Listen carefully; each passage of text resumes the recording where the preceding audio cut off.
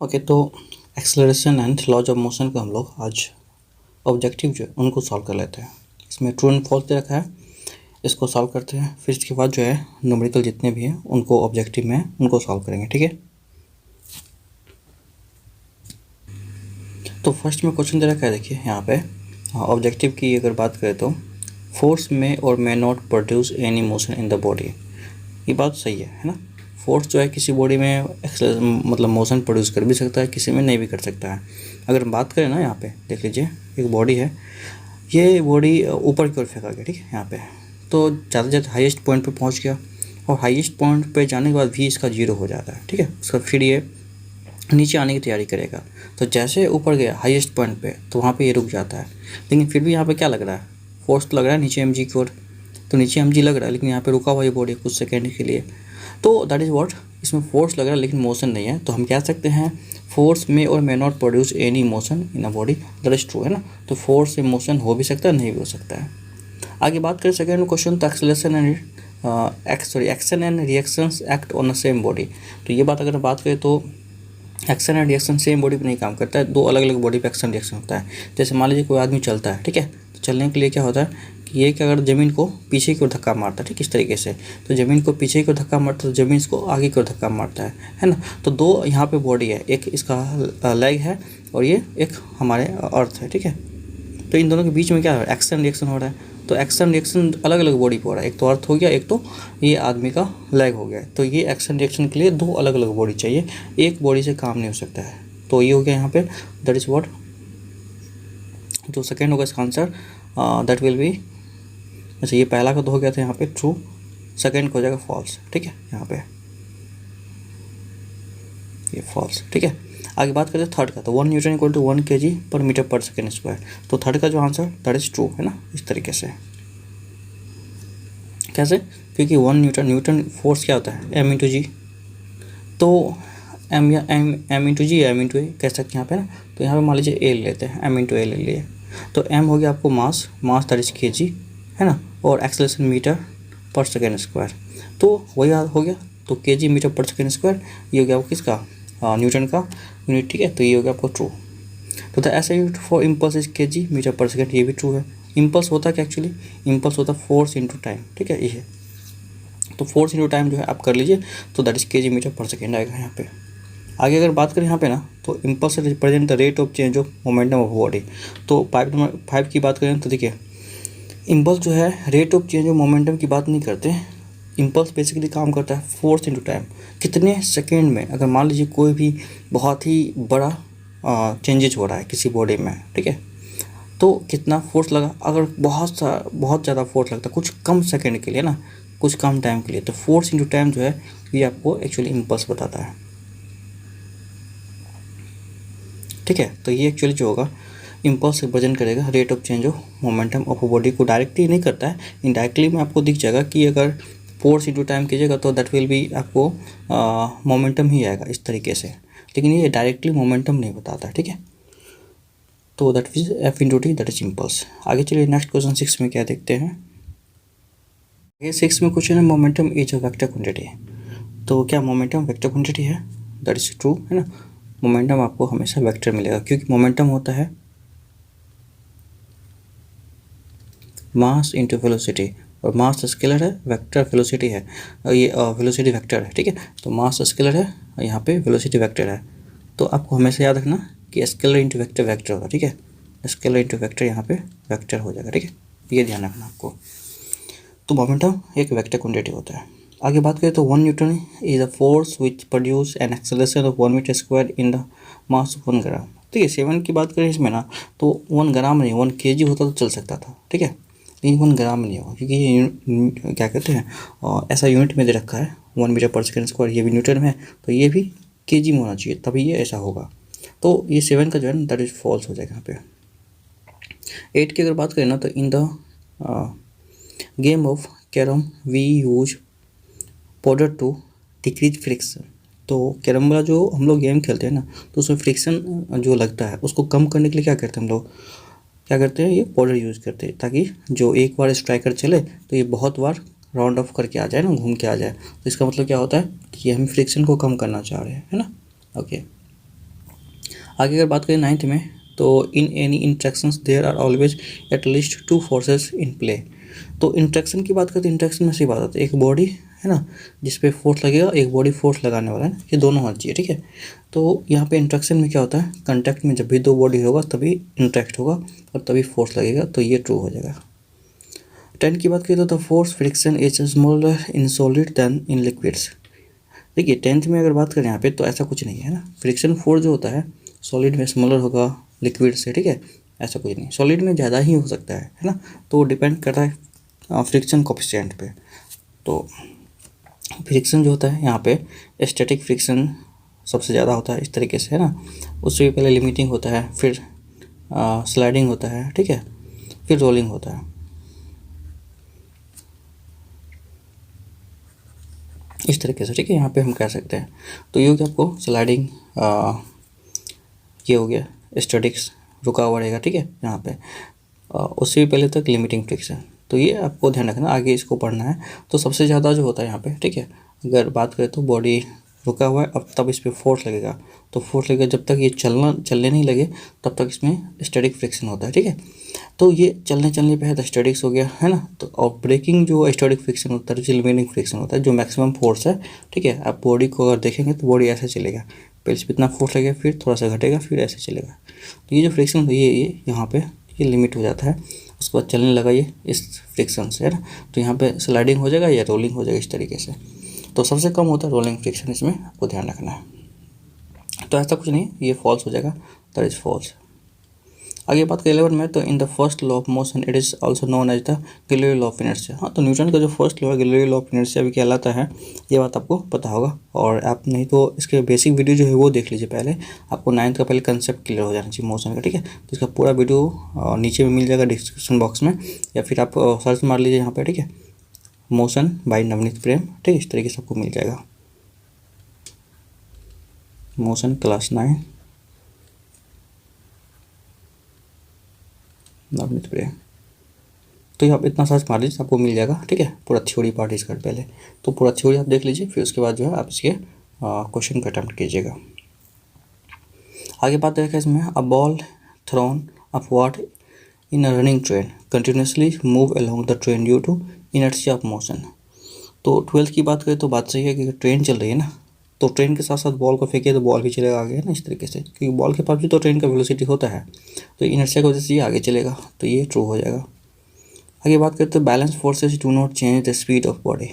ठीक है, balance force की अगर बात करें तो ये सिर्फ क्या करता है, बॉडी का शेप साइज चेंज करता है। दोनों तरफ से अगर प्रेस किया जाए, किसी रबर को आप दबाइए तो इसका क्या होगा, शेप साइज चेंज होगा, तो दैट इज बैलेंस फोर्स। तो ये क्या करता है, केवल चेंज करेगा किसी बॉडी के शेप साइज को, स्पीड को चेंज नहीं करता, ठीक है, तो ये ट्रू हो जाएगा।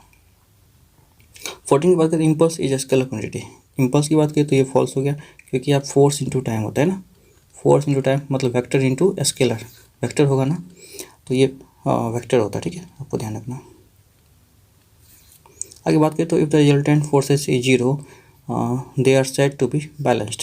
बात भी सही है ना, रिजल्टेंट फोर्स अगर जीरो हो जाए, किसी बॉडी पे लगने वाला सारे फोर्सेस जीरो हो जाए तो ये बैलेंस फोर्स हो जाता है। अगर मान लीजिए इधर से लग रहा है, इधर से लग रहा है फोर्स, इधर से लग रहा है, सब मिलकर जीरो हो गया, तो बॉडी तो यहीं रह जाएगा ना, चलेगा नहीं, चलेगा नहीं, तो दे आर बैलेंस्ड फोर्स, तो दैट इज ट्रू अगेन, है ना, तो ये ट्रू हो जाएगा। तो आगे हम बात करते हैं, यहाँ तक हो चुका है, फिर हम आगे इसका क्वेश्चन जो है फिल इन द ब्लैंक्स वाला क्वेश्चन को अटेम्प्ट करते क्या है।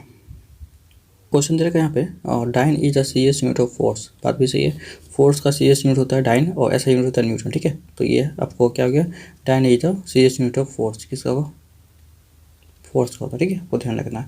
1 newton is the force which produce an acceleration of dash in the body of mass of A 1 kg। तो 1 kg मास में 1 kg मास में 1 मीटर पर सेकेंड स्क्वायर से एक्सेलरेशन बनाएगा, ठीक है। तो यहाँ पर होगा 1 मीटर पर सेकेंड स्क्वायर, ठीक है, क्योंकि फोर्स क्या होता है, force equal to M into A. मतलब अगर ये फोर्स कितना है, 1 है, और यहाँ पे मास 1 है, इक्वल टू मास भी 1 है, तो ए कितना हुआ, तो इसको आप इधर भेज दीजिए, तो 1/1 इक्वल टू ए आ गया, यहाँ पे 1 आएगा, तो 1/1 इक्वल टू ए आ गया, तो ए आ गया आपको 1 मीटर पर सेकेंड स्क्वायर। तो that is what we require the answer. आगे बात करते हैं थर्ड में हमें दे रखा है यहाँ पे, the passenger in a bus tend to fall dash when it start suddenly. तो वही बात है कि जब अचानक से अगर है ना बस जो है आगे चल देता है तो पैसेंजर जो है पीछे की ओर गिर जाता है, ठीक है। तो मतलब बैकवर्ड हो जाएगा, ठीक है, इस तरीके से बैकवर्ड, क्योंकि बस अगर आगे चले तो अचानक से। 4 की अगर बात करें तो a heavier body has dash more dash than lightly body. तो हैवियर बॉडी के पास ज़्यादा इनर्शिया होगा, ठीक है, तो आपको इसका आंसर इनर्शिया हो जाएगा, ठीक है। तो इसका इनर्शिया ज़्यादा होगा हैवियर के पास, है ना, लाइटर के रिस्पेक्ट में।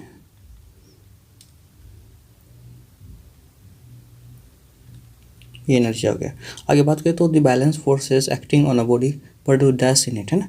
तो बैलेंस फोर्स क्या करता है आपको पता होगा, sorry unbalance forces acting on a body produce motion on it, है ना। क्या प्रोड्यूस करेगा, मोशन,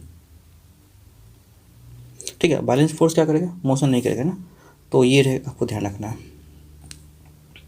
आगे बात करते हैं the single force which act on a body to produce the same effect in dash as it is, क्या है ये पता नहीं चल रहा हमको, यहाँ पे जो दे रखा है, ठीक है, जो भी हो। तो हम बात करते हैं यहाँ पे single force act effect in the as the done by all the forces together known as, okay. तो अच्छा, क्वेश्चन का मतलब समझाते क्या कहना चाह रहे हैं यहाँ पे। एक सिंगल फोर्सेज है जो एक्ट कर रहा है किसी बॉडी पे, है ना, वो सेम इफेक्ट प्रोड्यूस करेगा। ये जितना प्रोड्यूस करेगा, मान लीजिए 5 न्यूटन प्रोड्यूस कर रहा है और इसी पे 3-4 फोर्सेज लगी है और ये भी क्या कर रहा है, 5 न्यूटन कर रहा है, सेम कर रहा है। तो ये सारे फोर्सेस क्या कहलाएगा, इसका रिजल्टेंट फोर्स कहलाएगा ना। तो इसे जो कहलाता है क्या कहलाता है, रिजल्टेंट फोर्स कहलाएगा। ये सारे फोर्स का एक जो 5 न्यूटन प्रोड्यूस हुआ, दैट इज रिजल्टेंट फोर्स हो, ठीक है, नॉन एज, तो दैट इज रिजल्टेंट फोर्स हो जाएगा।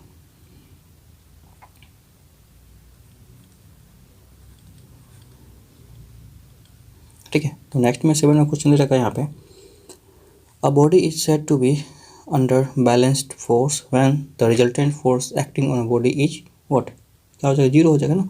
तो रिजल्टेंट फोर्स जो है जीरो अगर हो जाएगा, ठीक है, तो क्या होगा यहाँ पे, बॉडी जो है बैलेंस फोर्स में आ जाएगा। मतलब इधर से इधर जितना लगा बैलेंस, इधर से बैलेंस बराबर हो गया, तो बॉडी तो चलेगा नहीं, तो that will be balance force. आगे अगर बात करें यहाँ पे ना, तो नेक्स्ट क्वेश्चन दे रखा है यहाँ पे,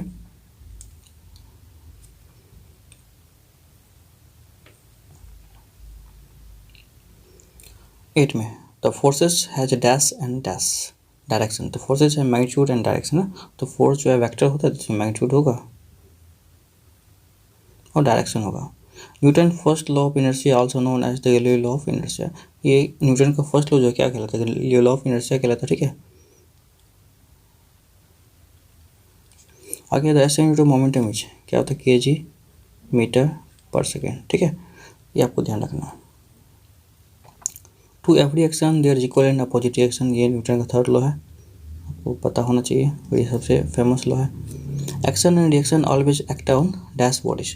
तो एक्शन रिएक्शन हमेशा क्या होता है, डिफरेंट बॉडीज पे होता है, ये आपको ध्यान रखना है, अलग अलग बॉडी पे काम करता है।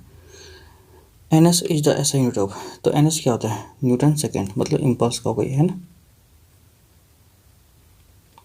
Friction is the self adjusting force, friction क्या होता है, सेल्फ एडजस्टिंग फोर्स होता है। And kgWT is the gravitational unit of force, है ना। kgWT है ना, देखिए kgWT है ना। तो ये जो होता है ना यहाँ पे ग्रेविटेशनल यूनिट होता है फोर्स का।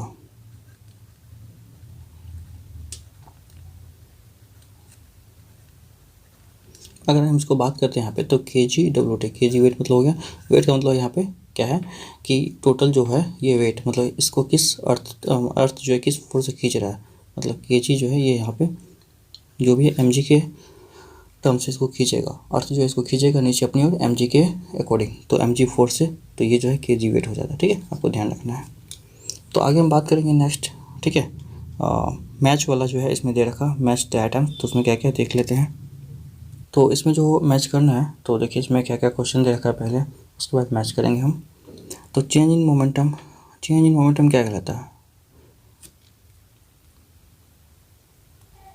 ओके। तो चेंज इन मोमेंटम जो है आपको पता होगा, दैट इज व्हाट, ये हो गया kg मीटर पर सेकेंड, इसका यूनिट हो गया, ठीक है। चेंज इन मोमेंटम होता है मोमेंटम जो है और is that kg metre per second, है ना यहाँ पे। अच्छा, rate of change in momentum होता है तब फोर्स हो जाता है, ठीक है, आपको ध्यान रखना है। लेकिन यहाँ पे क्या है, चेंज इन मोमेंटम बस। रिजल्टेंट फोर्स की बात करें तो रिजल्टेंट फोर्स जो यहाँ पे दैट इज व्हाट, फोर्स है, तो फोर्स का हो जाएगा डी, है ना। मतलब एक का हो जाएगा आपको यहाँ पर आंसर एफ, ठीक है, और 2 वाला का आंसर हो जाएगा यहाँ पे डी। ओके, थर्ड में है आंसर यहाँ पे इम्पल्स, इम्पल्स का जो होगा यहाँ पे दैट इज न्यूटन सेकेंड, है ना यहाँ पे, तो थर्ड का हो जाएगा ई। एंड फोर्थ की अगर बात करें तो acceleration metre per second square that is B, तो फोर्थ का हो जाएगा बी, ठीक है। और उसके बाद फिफ्थ की बात करें तो change in velocity, change in velocity क्या होता है, एक्सेलरेशन, तो change in velocity change in velocity जो है रेट ऑफ चेंज नहीं है, चेंज इन वेलोसिटी बदलते ध्यान रखना आपको, तो ये मीटर पर सेकेंड होगा, ठीक है। तो दैट इज व्हाट, 5 का हो जाएगा ए। देखिए rate of change of velocity मतलब वेलोसिटी अपन टाइम, तब एक्सेलरेशन होता है, लेकिन सिर्फ चेंज इन वेलोसिटी है। एंड बाकी का देर का इनर्शिया, तो इनर्शिया क्या होगा, कोई यूनिट तो होता नहीं है, तो बच गया नो यूनिट, इसका जो आंसर होगा दैट इज सी हो जाएगा, ठीक है। तो 6 का हो जाएगा सी, क्योंकि इनर्शिया का कोई यूनिट नहीं होता, आपको ध्यान रखना, ठीक है। Inertia has no unit, inertia depend करता है बॉडी के मास पे, कितना ज़्यादा मास है तो उस अनुसार क्या होगा बॉडी का यहाँ पे इनर्शिया होगा। फिर आगे हम नेक्स्ट एमसीक्यू सॉल्व करेंगे। देखिए एमसीक्यू क्या है यहाँ पे,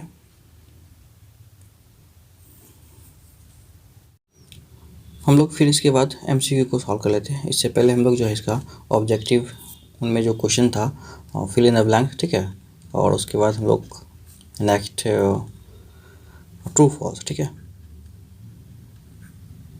इन सबको हम लोग कर चुके हैं पहले, तो true false and fill in the blanks दोनों कर चुके हैं। अब हम लोग जो है इसका एमसीक्यू लगाने वाले हैं। एमसीक्यू में जो है एक एक करके जो इसमें 4 ऑप्शन दिया रहेगा, तो इनमें से चारों में से 1 कौन सा सही होने वाला उनको क्लिक करना है, ठीक है। तो देखिए क्वेश्चन दे रखा है the product of force and time, तो फोर्स एंड टाइम जो है ये क्या कहलाता है, तो आपको पता होगा फोर्स एंड टाइम जो इम्पल्स कहलाता है, ठीक है। तो इसकी बात करें तो ये इम्पल्स हो जाता है फोर्स एंड टाइम, तो इसका जो ऑप्शन होगा सही बी हो जाएगा करेक्ट आंसर, ठीक है। आगे बात करेंगे सेकंड में। सेकंड में क्वेश्चन देखिए आप क्या है यहाँ पे, चूज द रॉन्ग स्टेटमेंट, यहाँ पे रॉन्ग स्टेटमेंट जो उसको चूज करना है। तो 1 kg वेट इक्वल टू होता है 9.8 न्यूटन, ये करेक्ट है, ठीक है। दूसरी बात momentum is the vector quantity, ये भी ट्रू है। थर्ड में force is always conserved, force is always conserved that is not true. तो ये कंजर्व फोर्स की बात करते हैं ना, तो ये क्या होता है इसको हम समझा रहे हैं आपको। तो देखिए हम बात करते हैं कंजर्वेटिव फोर्स क्या होता है, ठीक है।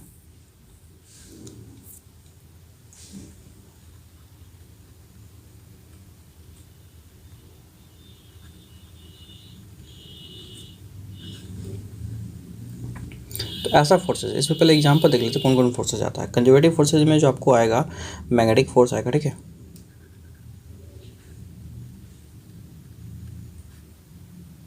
उसके बाद इलेक्ट्रोस्टैटिक फोर्स आता है,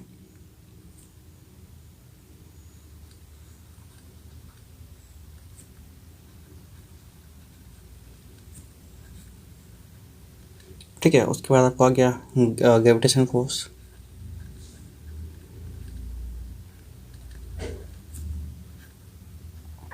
ये सब जो है कंजर्वेटिव फोर्स में आता है। मतलब क्या हुआ कि इनसे जो काम होगा वर्क डन होगा ये किसी पाथ पे डिपेंड नहीं करता, ठीक है। मतलब क्या हुआ कि यहाँ जो है यहाँ भी mg लगेगा, और इस रास्ते से चलकर अगर यहाँ भी आए तो यहाँ भी mg लग रहा है, ठीक है, नीचे में। तो आपको पता होगा कि जो है यहाँ पे ये जो यहाँ से यहाँ हाइट है, ठीक है, इसका जो मूवमेंट ट्रेवल हुआ, ठीक है, तो ये मान लीजिए h ट्रेवल हुआ है। तो ये हाइट की वजह से इसमें कोई भी जो चेंजेस हुआ है इस वजह से mg और mg में जो फोर्स लग रहा है नीचे की ओर कोई चेंजेस नहीं हुआ है। तो इसका जो पाथ है इस पाथ से कोई फ़र्क नहीं पड़ता है इसको। तो ऐसे फोर्स कंजर्वेटिव कहलाते हैं। लेकिन कुछ ऐसे फोर्स है जो नॉन कंजर्वेटिव भी होता है, ठीक है। एग्जाम्पल की बात करें तो फ्रिक्शन,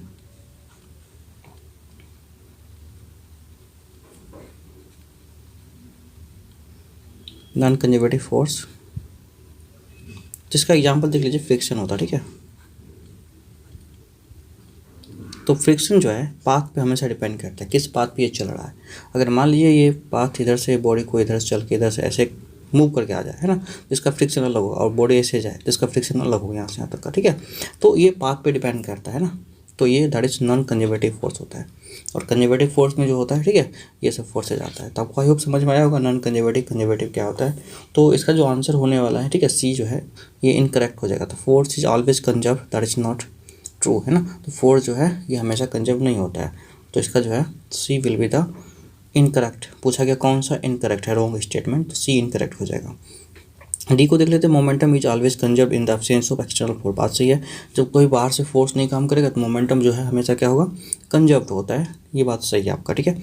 आगे चलिए थर्ड क्वेश्चन की हम बात करें तो a long jumper runs before jumping because. अब एक बात समझिए यहाँ पे क्या है, ये कोई भी लॉन्ग जंपर जो होता है, ठीक है, तो वो बहुत ही लंबा जंप कर लिया और बहुत दूर तक चला जाता है इस वजह से। तो ऐसा होता क्यों है, क्योंकि he has cover great distance. तो लॉन्ग जंपर होता है ना, वो जंप करता है जब कूदने से पहले, आपको पता होगा कूदने से पहले वो जंप करेगा फिर कूदेगा। तो इससे होता क्या है कि उसका वो जो है मोमेंटम गेन कर लेता है, मोमेंटम गेन कर लेगा तो उसका बॉडी जो यहाँ से यहाँ तक चला आता है, ठीक है, इस तरीके से। तो इसका आंसर होने वाला ही gains momentum, he gains energy by running. ये बात गलत है, ही मेंटेन द मोमेंटम कंजर्वेशन, है ना। तो ये यहाँ पे सबसे बड़ी बात है, जो कूदता है इस वजह से, है ना, उसकी बॉडी में मोमेंटम आ जाता है, इस वजह से वो कूद पाता है आसानी से, है ना। तो जो करेक्ट आंसर होगा that will be here, D is the correct answer of this question, ठीक है। आगे चलते हैं हम, नेक्स्ट क्वेश्चन देखिए यहाँ पे दे रखा है,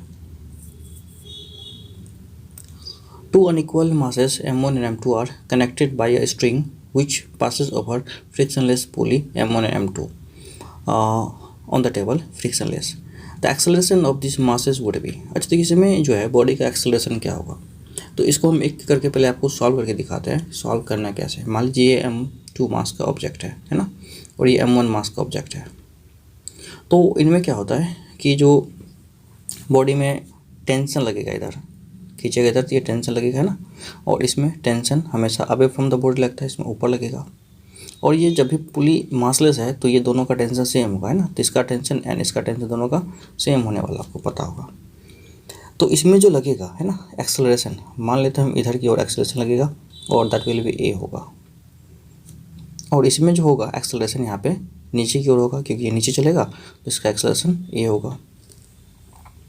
आप अगर पढ़े होंगे न्यूटन्स के लॉ से, तो न्यूटन्स का सेकेंड लॉ जो बोलता है net force equal to M A, F equal to M A, आपको पता होगा, ये तो net force equal to M A होता है। तो यहाँ जो टेंशन लग रहा है टी, नेट फोर्स आगे क्यों लग रहा है यहाँ पे, जैसे अगर हम इसका ए बी डी बना लें पहले वाला का, ये M2 वाला का, तो इधर लग रहा है टेंशन, ठीक है, ठीक है, और एक्सेलरेशन ए है, मास M2 है बॉडी का। तो टी इक्वल टू क्या होगा यहाँ पे, टी इक्वल टू हो जाएगा हियर मास इंटू एक्सेलरेशन, तो M2 इंटू ए, ठीक है, तो ये हो गया। ठीक है, ये जिस एक्सेलरेशन से आगे जाएगा ये उसी एक्सेलरेशन से नीचे गिरेगा, मतलब ये जिससे नीचे गिरेगा उसी से आगे जाएगा ना। तो ये बात इसलिए दोनों का हम ए रखें, आपको पता होगा कि जिस एक्सेलरेशन से आगे की ओर जाएगा ना, ये उसी एक्सेलरेशन से नीचे की ओर गिरेगा। नीचे अगर गिरने का स्पीड अलग होगा और आगे जाने का स्पीड अलग होगा तब ये हो ही नहीं सकता पॉसिबल, है ना, तो ध्यान रखिएगा। कनेक्टेड स्ट्रिंग वाला में एक यही बात होता है कि कॉमन एक्सेलरेशन होता है यहाँ से यहाँ तक, ठीक है, दोनों में। तो टी बराबर यहाँ पे हो गया M A M2A। अब दूसरी बात करें यहाँ पे, तो नीचे इसमें लगेगा mg, है ना, यहाँ नीचे mg लगेगा, ऊपर टेंशन है, तो क्या होगा T इक्वल टू यहाँ पे हो जाएगा इसका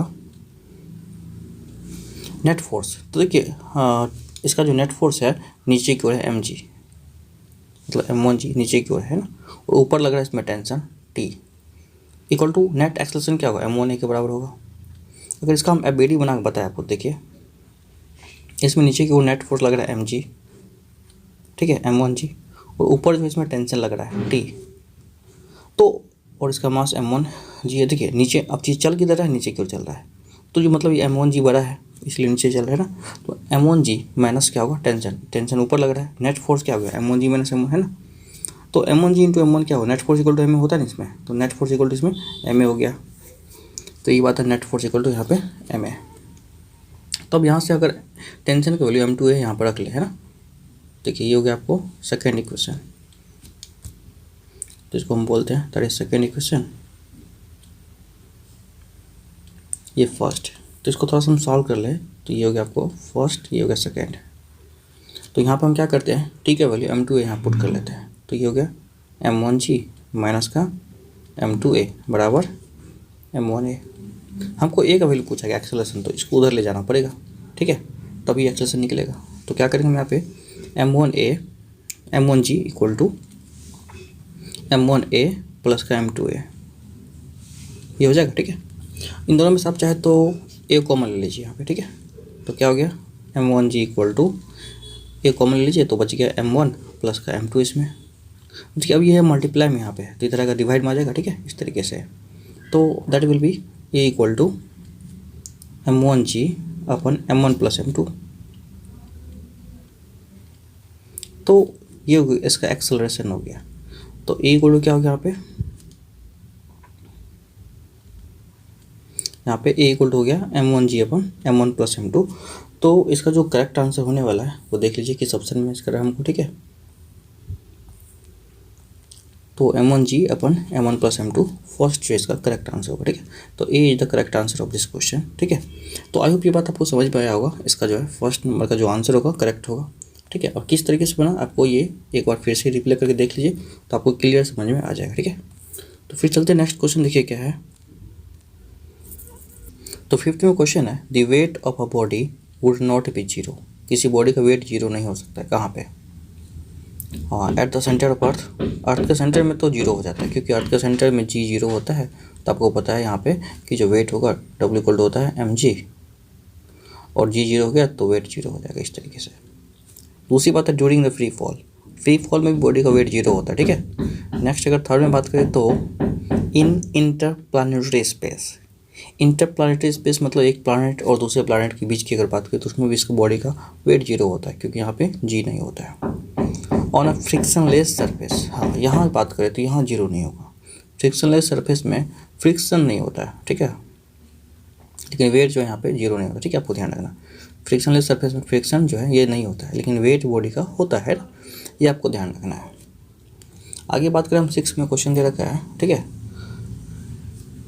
an iron ball and a wooden ball of the same radius are released from the height h in vacuum. The time taken both time to reach the ground. एक iron ball है और एक यहाँ पे अगर बात करें तो that is what wooden ball है, और ये एच हाइट पे ऊपर है। तो नीचे गिरने में दोनों में से ठीक है कौन जल्दी पहुँचेगा? तो आपको पता होगा कि नीचे आने के लिए यहाँ पे बॉडी का मास का कोई ज़रूरत ही नहीं है, है ना। एच हाइट है यहाँ पे, तो ये दोनों फ्री फॉल में गिर रहा है। तो फ्री फॉल में गिरेगा ना तो दोनों क्या होगा, यहाँ पे जो गिरने वाला है एग्जैक्टली दोनों इक्वल टाइम पे गिरेगा। ठीक है, आपको ध्यान रखना है। अगर दो बॉडी किसी सरफेस से किसी मतलब प्लेस से गिर रहा है ना, ठीक है, और दोनों का जो है दोनों पे एयर का रेजिस्टेंस अगर काम ना करे, ध्यान रखिए आप, तो दोनों जो है सेम टाइम में गिरेगा। आप ऐसे भी चेक कर सकते हैं, 2 kg का स्टोन और 1 kg का स्टोन दोनों लेके आप गिरा सकते हैं छत से ना, दोनों देखिएगा आप क्या होगा सेम टाइम में नीचे गिरेगा आपको। ठीक है, इस तरीके से, क्योंकि जी जो है ना ये एक्सेलरेशन ड्यू टू ग्रेविटी जो होता है ये बॉडी का जी मास पे डिपेंड नहीं करता है। ये 9.8 होता है। ठीक है, मीटर पर सेकेंड स्क्वायर, ये हर बॉडी के लिए होता है। ठीक है, यहाँ पर आपको पता होना चाहिए।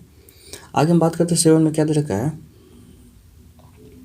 7 question, a man is standing on a boat in still water, है ना। तो एक आदमी है जो बोट पे चढ़ता है और पानी रुका हुआ है। If he walks towards the shore the boat will. सीधी बात है कि जब ये बोट पे वॉक करेगा कोई भी आदमी, आपको पता होना चाहिए अगर बोट की बात करते हैं और ये बोट पे आदमी कोई भी वॉक करेगा तो आदमी अगर ना, ठीक है, देखिए आदमी अगर आगे जाएगा ना तो बोट पीछे जाएगा। एक्शन रिएक्शन यहाँ पे काम कर रहा है। ठीक है, इस तरीके से क्या होगा कि if he walks toward the shore the boat will move, काम मूव करेगा। ठीक है, तो अवे फ्रॉम द शोर, है ना, यही बात है। अगर लड़का चल रहा है किसकी तरफ, शोर की तरफ, तो बोट जो शोर से दूर जाएगा ना। तो ये होगा न्यूटन के 3rd लॉ पे काम कर रहा है, एक्शन रिएक्शन, आपको पता होगा। ओके, तो 8 की अगर बात करें तो ड्यूरिंग अ प्लांट क्या दे रखा है, मोनोवेस इन अ स्पेसिफिक लाइट। ओके, यह आपको मतलब जो लाइट होता है, ठीक है, मोनोवेस इन स्पेसिफिक लाइट, ऐसा कुछ लाइट होता है, मान लेते हैं क्या दिक्कत है। आगे देखिए, free floating astronaut A possess another free floating astronaut B, the mass of A being greater than the mass of B, then the magnitude of the force exerted by astronaut A on the astronaut B। अब बात करते हैं यहाँ पे, देखिए क्या है इसमें। अगर हम बात करें बॉडी, ये फ्री फ्लोट कर रहा है, ये ए है ये बी है मान लीजिए, ठीक है। यहाँ पे एक स्पेस में है और फ्लोट कर रही है, ठीक है। एस्ट्रोनॉट ए है और बी है, तो एक दूसरे को पुश करेगा, ये इसको पुश करेगा, इसको पुश करेगा, ठीक है। एक दूसरे को पुश करने के लिए ग्रेविटी तो यहाँ पे है ही नहीं, सीधी बात है। ऐसे प्लानट पे है, यहाँ पे कोई भी क्या कहते हैं, इस जगह पे है यहाँ पे, ठीक है, फ्री फ्लोटिंग एस्ट्रोनॉट है, तो कहीं प्लानट पे ही नहीं है, फ्री फ्लोट कर रहा है। इससे मास ज़्यादा है किसी का कम, उससे कोई फर्क नहीं पड़ता है, ठीक है। तो ये जो है किसी भी ग्रेटर फोर्स से बी को पुश करे या बी ए को पुश करे, तो इन दोनों में जो है फोर्स जो होगा इसका, ठीक है, इक्वल टू ये दोनों का 0 फोर्स लगेगा। ये इस पर ना इसको फोर्स लगा सकता ना इसको फोर्स लगा, क्योंकि ये दोनों फ्री फ्लोट कर रहा है ना। ये अगर धक्का मारेगा तो ये पीछे चला जाएगा इसको, है ना। इस तरीके से जो है मतलब धक्का मारेगा इसको, ठीक है, तो ये इसको धक्का लगेगा नहीं, क्योंकि इसमें होता क्या है कि यहाँ पे ग्रेविटी काम ही नहीं कर रहा। तो इसका जो फोर्स है ए का ना बी पे लगेगा, बी का ना ए पे लग सकता है फोर्स, दैट शुड बी 0, ठीक है। तो यहाँ पे इसका जो आंसर होगा 0 होगा, ठीक है। आगे क्वेश्चन दे रखा, in the above problem during a push the acceleration of A is greater than that of B. अब यहाँ पे एक्सेलरेशन की बात करें ना, तो पुश की बात करें यहाँ पे, तो फिर से वही बात है, ए और बी हम मान लेते हैं। यहाँ पे ए एंड बी दो ऑब्जेक्ट है, and if they push each other in different direction, तो ए का पुशिंग होगा बी के साथ, तो बी ए जो है मूव करेगा बैकवर्ड डायरेक्शन में, ठीक है। तो जो एक्सेलरेशन होगा ए का, ये ज़्यादा होगा बी से, ये कहना ठीक है। आप एक बार सोच लीजिए, फिर हम आप बताते हैं आपको। The acceleration of A is less than that of B. अब एक्सेलरेशन जो है ए का होगा क्या, लेस देन होगा बी से। आगे द नेदर इज एक्सेलरेशन, कोई भी एक्सेलरेट नहीं करेगा। उसके बाद their acceleration were equal in magnitude but opposite in direction, D with the 9th में दे रखा डी, ठीक है। तो इसका जो आंसर होना चाहिए, ठीक है, हमको पहले बता चुके हैं कि फोर्स तो लगेगा ही नहीं, तो फोर्स अगर नहीं लगा तो एक्सेलरेशन क्या लगेगा, दैट इज़ नॉट ट्रू, है ना। तो एक्सेलरेशन भी नहीं काम करेगा बॉडी पे, है ना। तो जब फोर्स ही नहीं लगा तो एक्सेलरेशन कहाँ से, ठीक है। तो आंसर क्या होना चाहिए, नाइदर इज एक्सेलरेटेड, है ना, इस तरीके से। आगे हम बात करते हैं, यहाँ पे दे रखा है 10th में क्वेश्चन है, देखिए, अ bullet of mass A velocity b is fired a block of wood and mass c. Okay. If the loss of any mass and friction is neglected, then the velocity of system must be. तो ठीक है, देखिए हम बता रहे हैं क्या आपको यहाँ पे, इसको समझिए पहले। एक बुलेट है, ठीक है, इसका मास m है, ये बुलेट है, मास इसका a है, ठीक है। मान के चलते हैं इसका वेलोसिटी जो है b है, ठीक है, तो वेलोसिटी मान लेते हैं b है।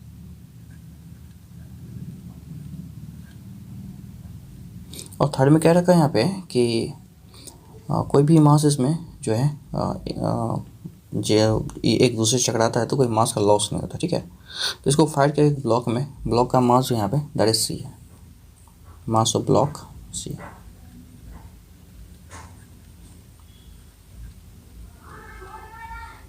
है, ठीक है।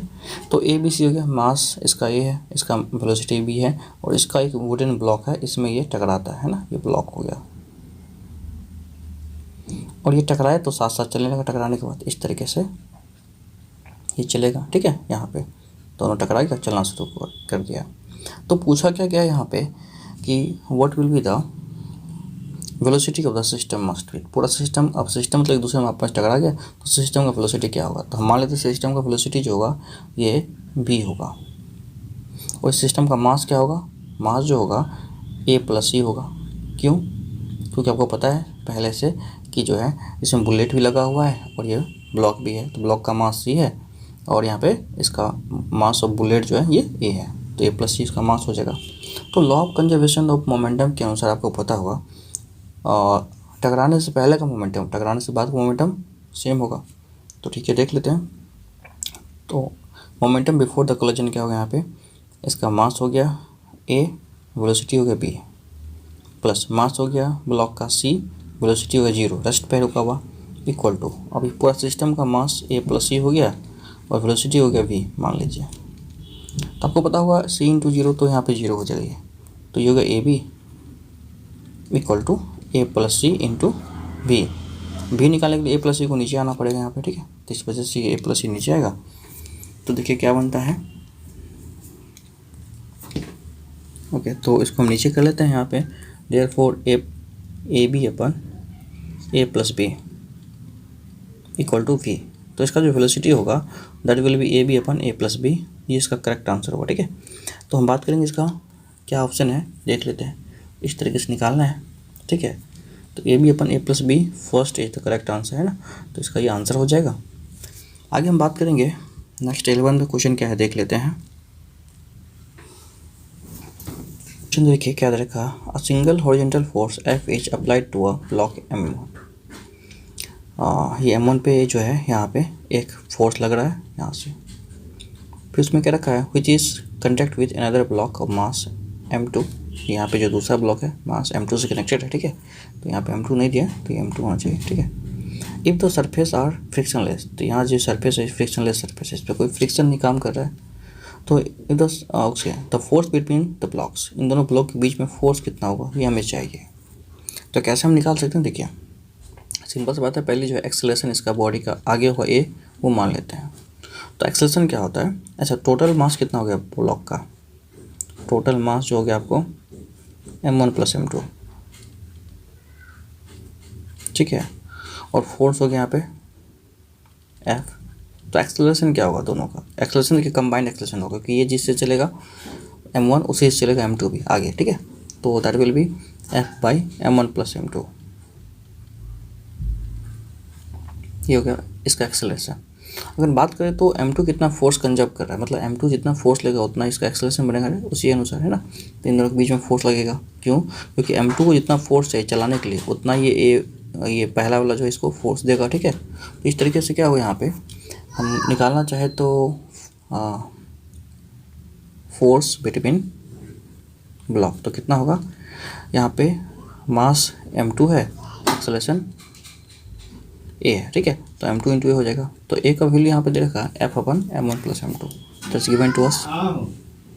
तो यहाँ पे क्या होगा देखिए, come to be like what, M2 into A का value F upon M1 plus M2 है। ठीक है, तो ये M2 है यहाँ पे। तो नेट फोर्स जो होगा दोनों के बीच में क्या लगेगा, फोर्स बिटवीन ब्लॉक जो होगा दैट इज M2F अपन में M1 प्लस M2। तो ये जो है इसका करेक्ट आंसर हो जाएगा। ठीक है, तो आई होप ये बात आपको समझ में आ रहा होगा कैसे इसको सॉल्व करना था। ठीक है, लेकिन इसका जो आंसर होने वाला है, ठीक है, तो इसका जो आंसर होगा that will be like what, C is the correct answer, M2F upon M1 plus M2, इसका जो है सी करेक्ट आंसर हो जाएगा। ठीक है, आगे चलिए 12th में क्वेश्चन क्या दे रखा है उसको देखते हैं। तो 12 में क्वेश्चन है, a driver accelerate his car first at the rate of 1.8 metre per second and then the rate of 1.2 metre per second square. ठीक है, तो कह रखा the ratio by which the force exerted by engine will be. तो सीधी सी बात है, force equal to होता है mass into acceleration, mass into acceleration. ठीक है, तो इसकी बात करें तो F1 की बात करें तो मास तो बॉडी का सेम रहने वाला, एक्सेलरेशन A1 रहेगा। और दूसरी बात करें F2 जो जनरेट होगा बॉडी में that will B M1 to A2, दूसरे टाइम में फोर्स जनरेट होगा। तो दोनों का हमें रेशियो चाहिए, F1 अपन F2 कितना होगा, अगर दोनों को हम डिवाइड कर ले तो यहाँ से M कैंसिल हो जाएगा। तो F1 अपन F2 जो होगा that will be the ratio of acceleration. तो पहली बात है 1.8 एंड दूसरी में है 1.2, तो ये कटेगा यहाँ से, तो आपको कटने के बाद जो है दैट विल बी 6 3 जा 18 6 2 जा 12, तो 3:2 जो है ये इसका करेक्ट आंसर आएगा। ठीक है, यहाँ पे तो दैट विल बी 3:2। ठीक है, तो ये जो आपका इसका डी जो है करेक्ट आंसर होगा। ठीक है, 3:2 12th का आंसर। तो आगे हम बात करें यहाँ पे 13 में क्वेश्चन क्या है उसको समझते हैं। अ body of mass 5 kg undergoes a change of speed 30 to 40 metre per second, it's momentum would increased by. तो मोमेंटम की बात करें तो मोमेंटम क्या होता है, rate of change of momentum जो है वो एक्सेलरेशन होता है, लेकिन बस चेंज इन मोमेंटम पूछा गया है, टाइम की बात तो कहा नहीं गया है। तो चेंज इन मोमेंटम की अगर बात करें तो एम वी माइनस का एम यू हो जाएगा। ठीक है, यहाँ पे एम वी माइनस का एम यू, तो इसमें से आप क्या करें, एम को कॉमन ले सकते हैं ना, वी माइनस यू हो जाएगा। तो इसका मास तो 5 kg है ना, वी माइनस यू कितना 40 माइनस 30 फाइनल माइनस इनिशियल, है ना। तो 5 × 10 50, तो 50 kg मीटर पर सेकेंड ये आंसर हो जाएगा। ठीक है, इसका तो जो ऑप्शन होगा यहाँ पे, ठीक है, तो इसका जो answer will B that will be A is the correct answer, ठीक है। तो आगे हम बात करें 14 में क्वेश्चन क्या देखते हैं। क्वेश्चन देखा यहाँ पे 14th में, the force needed to produce an acceleration will be 6 metre per second square in a ball for 5 kg mass will be. तो फोर्स इक्वल टू होता है, आपको पता है, m इंटू ए, तो सीधे बन जाएगा। आपको मास कितना दे रखा है 4 kg एंड एक्सेलरेशन 6 है, तो 24 न्यूटन की बात करेंगे, इतना फोर्स चाहिए इसको, ठीक है। तो answer A is the correct, ठीक है। आगे हम बात करेंगे यहाँ पे 15 में क्वेश्चन क्या दे रखा है, a body of mass 5 kg undergoes a change in speed from 20 to 0.2 metre per second, the momentum of the body will be change, the momentum of the body would कितना होगा। तो देखिए इसमें क्या करें मोमेंटम के लिए हम, तो चेंज इन मोमेंटम के से पहले हम देख चुके हैं क्या होता है formula, m into B minus U, इस तरीके से। तो m into B minus U की अगर बात करें तो दैट विल 5 kg मास है, और यहाँ पे जो है 20 से लेके कितना चेंज हुआ है, माइनस का 0.20 है ना यहाँ पे, तो 100 में से 1 चला जाएगा तो बचेगा 99 है, वो नेगेटिव है, लेकिन बस चेंज इन मोमेंटम आपको ध्यान रखना है। तो kg मीटर पर सेकेंड, ठीक है। तो 99 kg मीटर पर सेकेंड जो है यहाँ पे क्या होगा, डिक्रीज होगा, ठीक है, क्योंकि देखिए माइनस में आएगा। इसको सॉल्व करने के बाद आपको जो है सॉरी उल्टा लिख देखिए, माइनस आपको ये देखना है, फाइनल क्या है 20, पहले कितना था 20 से 0.20 आ गया ना, तो ये 0.20 से माइनस करना 20 को, है ना, तो ये आपको माइनस में आएगा, तो माइनस में आएगा मतलब डिक्रीज करेगा, ठीक है। तो आंसर क्या होगा 15 का, that will be correct answer B, decrease by 99 kg per metre second, ठीक है। ओके, तो फिर नेक्स्ट क्वेश्चन हम सॉल्व करते हैं यहाँ पे a bullet of mass 0.01 kg, ठीक है, is 5 from a gun weight 5 kg, the initial speed of the bullet is 250 metre per second, calculate the speed which is the gun requires. अब देखिए इसमें total law of conservation momentum का खेला है। जब भी आपको वो क्वेश्चन इस तरीके से मिले, गन होता है फायर, है ना, और इस गन से बुलेट निकल रहा है, तो गन का स्पीड निकालना है, या फिर बुलेट और गन का स्पीड दे दिया, बुलेट का निकालना है, तो इस तरीके से आपको जो है टोटल मोमेंटम को कंजर्व कर लेने हैं आपको, ठीक है। तो कैसे, देखिए momentum of gun equal to momentum of bullet, क्योंकि इस पर कोई बाहर से फोर्स लग नहीं रहा, ठीक है, तो इस तरीके से हम इसको कंजर्व कर सकते हैं। तो देखिए मोमेंटम ऑफ गन की बात करें तो गन का मोमेंटम कितना होगा, that is what, mass 0.01 kg, ठीक है, गन का। तो मास ऑफ गन हो गया आपको 0.01 kg, है ना, इनटू इसका वेट कितना 5 kg है, ठीक है, तो इनटू 5 मास ऑफ यहाँ पे दे रखा बुलेट का मास इतना kg, ठीक है। तो हमको लेना है बुलेट का वेलोसिटी, तो आप ऐसे रख लीजिए, एक करके हम लिख देते पहले, mass of bullet equal to 0.01 kg, ठीक है, एंड वेलोसिटी ऑफ बुलेट जो है दैट इज इक्वल टू ये 250 मीटर पर सेकेंड। फिर उसी तरीके से हमको दे रखा है और यहाँ पे मास ऑफ गन है ना 5 kg, और वेलोसिटी ऑफ गन क्या है पता नहीं, हम इसको वाट मान लें, ठीक है। तो ये बात आपको पता है, लॉ ऑफ कंजर्वेशन मोमेंटम से आपको टोटल जो टकराने से पहले टकराने के बाद मोमेंटम इक्वल होता है। तो यहाँ पे M B into V B equal to M G into V G, मतलब ये V G velocity of gun है, ठीक है। तो mass of bullet that is 0.01 into, and अगर बात करें तो यहाँ पे velocity of bullet 250 equal to mass of gun 5 है, और वेलोसिटी ऑफ गन पता नहीं, हमको निकालना है। तो ये आपको पॉइंट उड़ेगा तो 2 0 आएगा, ठीक है, तो 0 0 कट गया।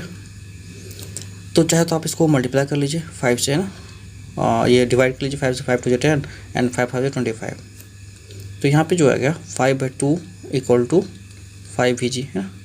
अब ये यहाँ पे मल्टीप्लाई में है ना, तो नीचे अगर इधर डिवाइड में आएगा, ठीक है, इस तरीके से, तो that will be come to be, चाहे तो आप 5 से 5 को डायरेक्ट काट सकते हैं यहाँ पे, तो 1/2 जो है आपका आएगा, तो 1/2 equal to velocity of gun, तो that will be velocity of gun equal to 0.5 metre per second, ठीक है, क्योंकि 1/2 जो है 0.5 मीटर पर सेकेंड होते हैं यहाँ पे।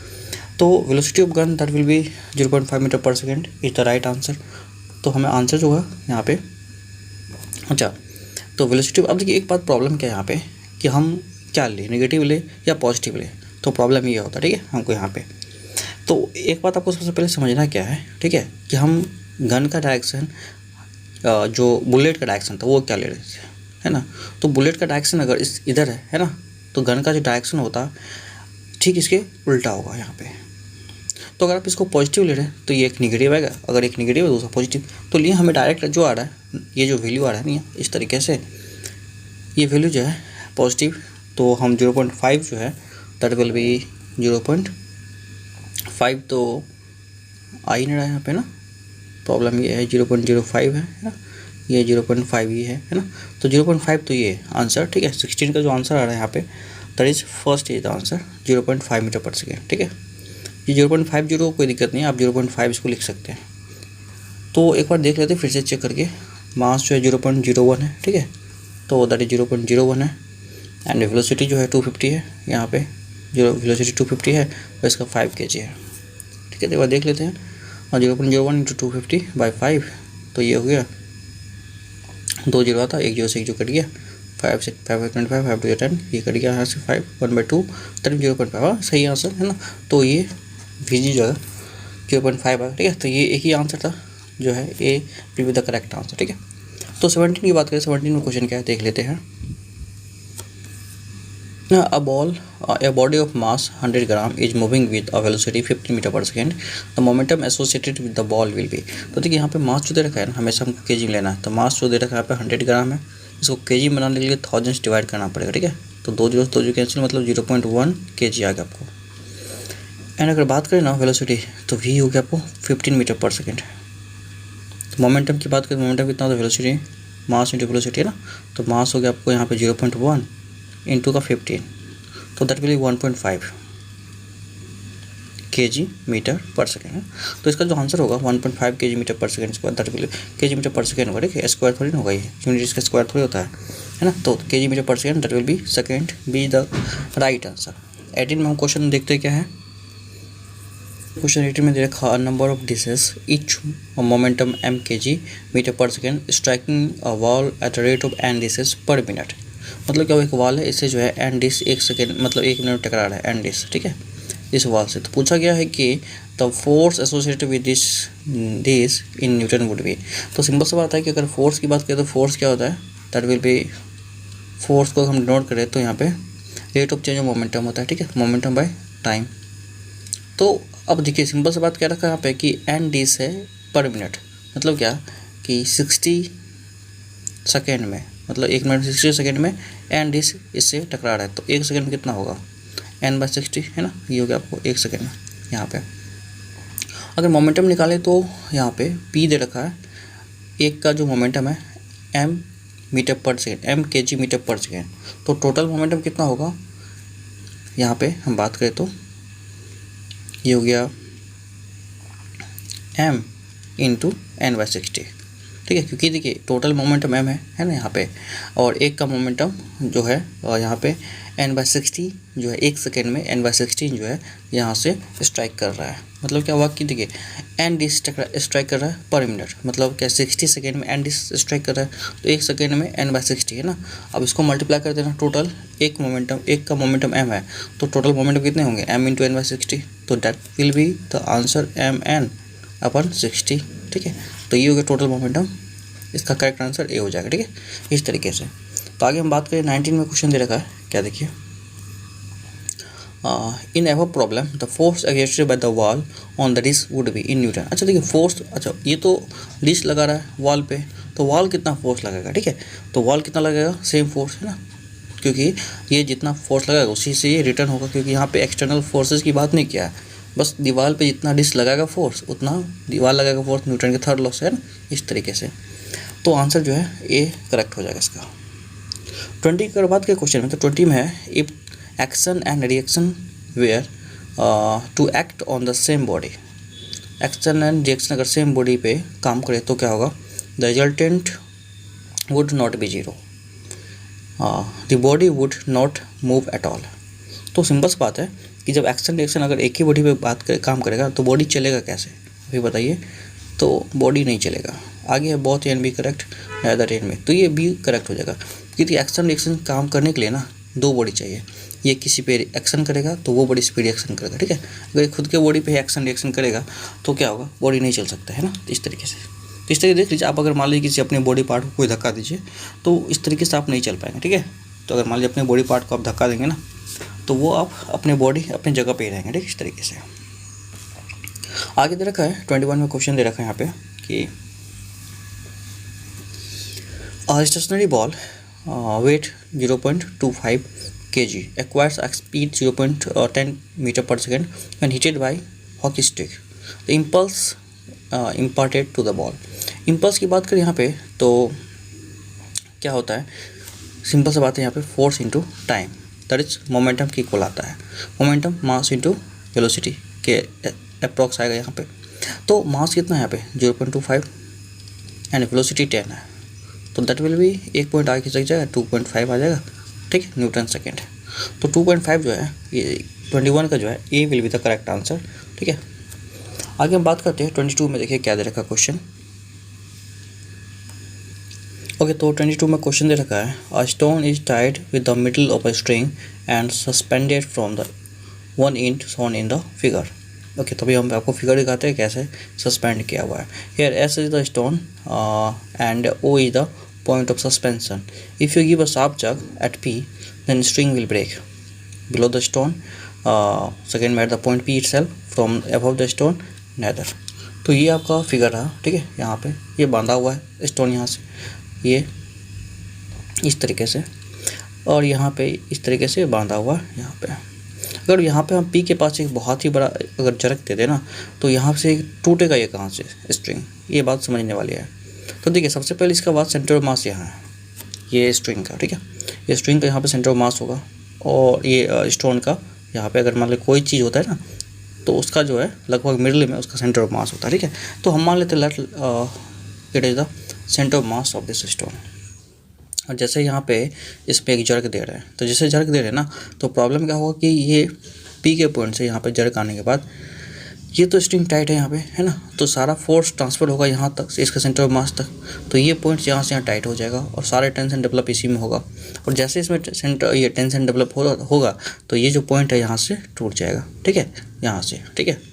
तो कितना लगेगा गाड़ी, ये तो यहाँ से टूटना चाहिए क्योंकि टेंशन डेवलप यहाँ हो रहा है ना इसमें, इसलिए यहाँ से टूटेगा आपको, ठीक है। तो बिलो द स्टोन होगा इसका आंसर, ठीक है। तो दैट विल बी हियर, तो answer will be what, below the stone here. तो A is the correct answer of this question, ठीक है। तो फिर चलते हैं मार्क्स, नेक्स्ट क्वेश्चन देखिए दे रखा है क्या दे रखा है इसमें कि in the above problem if we increase the pull at P gradually then string will break.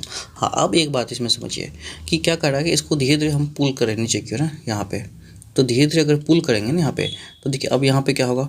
एक तो पहली बात ऑलरेडी इसका वेट सह रहा है, ये रस्सी है ना, ये रस्सी जो है ऑलरेडी इसका वेट सह रहा है, और अगर ये पूरा वेट इस पर और भी इसके नीचे वेट खींचा जाए तो ये कहाँ से टूटेगा।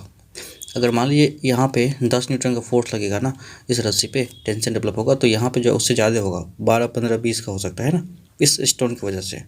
तो टूटेगा ये, मतलब अब ऊपर टूटेगा ना, तो स्टोन के अबव टूटेगा।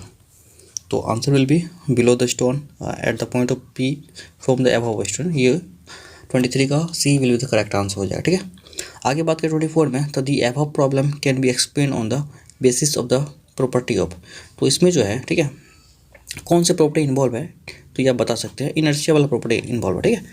इनर्शिया जहाँ ज़्यादा होगा वहाँ पे क्या होगा, इस तरीके से ये फोर्सेस ज़्यादा काम करेगा और वहाँ से ब्रेक हो जाएगा। तो ये आंसर होगा इनर्शिया पे बेस्ड था।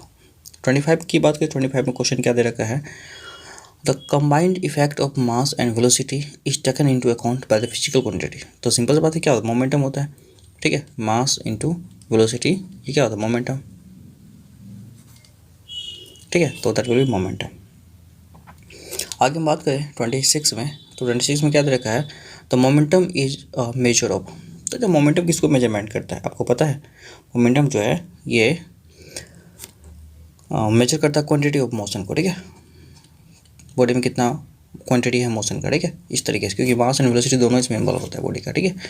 तो अगर बॉडी हाई स्पीड में चल रहा है ना और उसका मास ज़्यादा है, और एक बॉडी कम स्पीड चल रहा है उसका मास और भी ज़्यादा है, तो हम ये नहीं कह सकते कि इसका मोमेंटम ज़्यादा होगा। मतलब अगर मान लीजिए इसका 10 kg मास है ना, इसका वेलोसिटी 10 है, और एक का बात करें अगर मान लीजिए एक का 5 kg मास, इसका वेलोसिटी 20 है, ठीक है। तो देखिए दोनों का क्या आ रहा है, मोमेंटम सेम आएगा, लेकिन हम क्या कह सकते हैं यहाँ पे मास में अलग अलग चेंजेस है, तो ये क्वांटिटी ऑफ मोशन को मेजरमेंट करेगा उसके अंदर क्या है ना।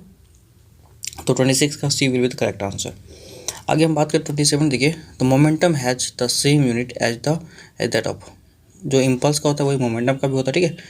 आपको ये ध्यान रखना, 27 का ये हो जाएगा, क्योंकि इम्पल्स का न्यूटन सेकंड होता है ना, और न्यूटन सेकंड को आप अगर ब्रेक कीजिएगा ना तो आपको वही आएगा जो आता है मोमेंटम का, आपको ध्यान रखने की बात। आगे क्वेश्चन 28 में क्या दे रखा है उसको हम समझते हैं। देखिए कंसिडर टू स्प्रिंग बैलेंस, तो इसमें जो है यहाँ पे वो इसमें क्या रखा, consider two spring balance hooked as shown in this 3.15 figure में दे रखा है ना, pull them in opposite direction. If the reading shown by A is 1.5 newton, the reading shown by B, देखिए ए जो है 1.5 शो कर रहा है और दोनों का अगर एक ही जैसा है तो एक्शन रिएक्शन इक्वल होगा, इसका जो एक्शन इस पे होगा और इसका जो रिएक्शन इस पे होगा दोनों का सेम होगा, तो दोनों का क्या 1.5 होना चाहिए न्यूटन, ठीक है। तो इसका जो है A will be the correct answer of this question, ठीक है। तो ये जो आंसर होगा इसमें A will be the correct. 29 में क्वेश्चन दे रखा है a hammer weighs 3 kg moving with a velocity 10 meter per second strike against the head of a spikle and drive into whole wooden block. Okay, the hammer come to rest into 0.025 second. The impulse associated with the ball. तो देखिए इसमें simple सी बात है, ये हमको impulse कितना होगा ये हमको बताना है, ठीक है। तो इम्पल्स की बात तो करें, पहले मोमेंटम आपको पता होगा कितना हो रहा है, तो सबसे पहले मोमेंटम निकाल के देख लेते पहले दे रखा मास यहाँ पे वो देख लीजिए 3 kg, फिर उसके बाद हमको दे रखा है यहाँ पे वेलोसिटी जो है that is given to us 10 metre per second. तो we need to do what here, we need to find impulse associated with the ball will be, so what is the formula for impulse, you know, force multiplied by time, or that is what direct you can say here momentum, and what is that here 3 into 10 that is 30 Newton second. It is created by this type of momentum is created by the hammer, and what will be the return momentum by this nail, that time is minus का 30। मतलब क्या हुआ कि अगर बात करें यहाँ पे तो 30 न्यूटन जो सेकेंड हो रहा है ये इसका मोमेंटम डेवलप हो रहा है हैमर के द्वारा, तो ये कितना डेवलप करेगा, ठीक उल्टा करेगा ना, -30 हो जाएगा, तो ये that will be the correct answer -30।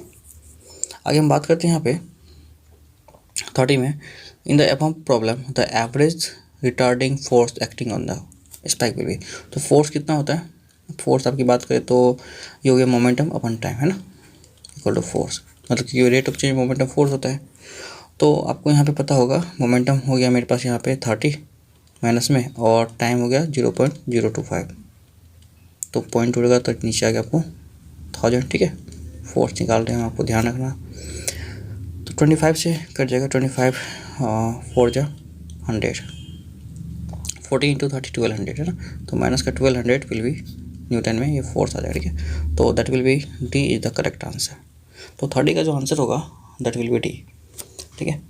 तो आगे हम बात करें 31 में क्वेश्चन क्या दे रखा है, तो क्वेश्चन नंबर 31 में दे रखा है यहाँ पे, देखते हैं हम यहाँ पे,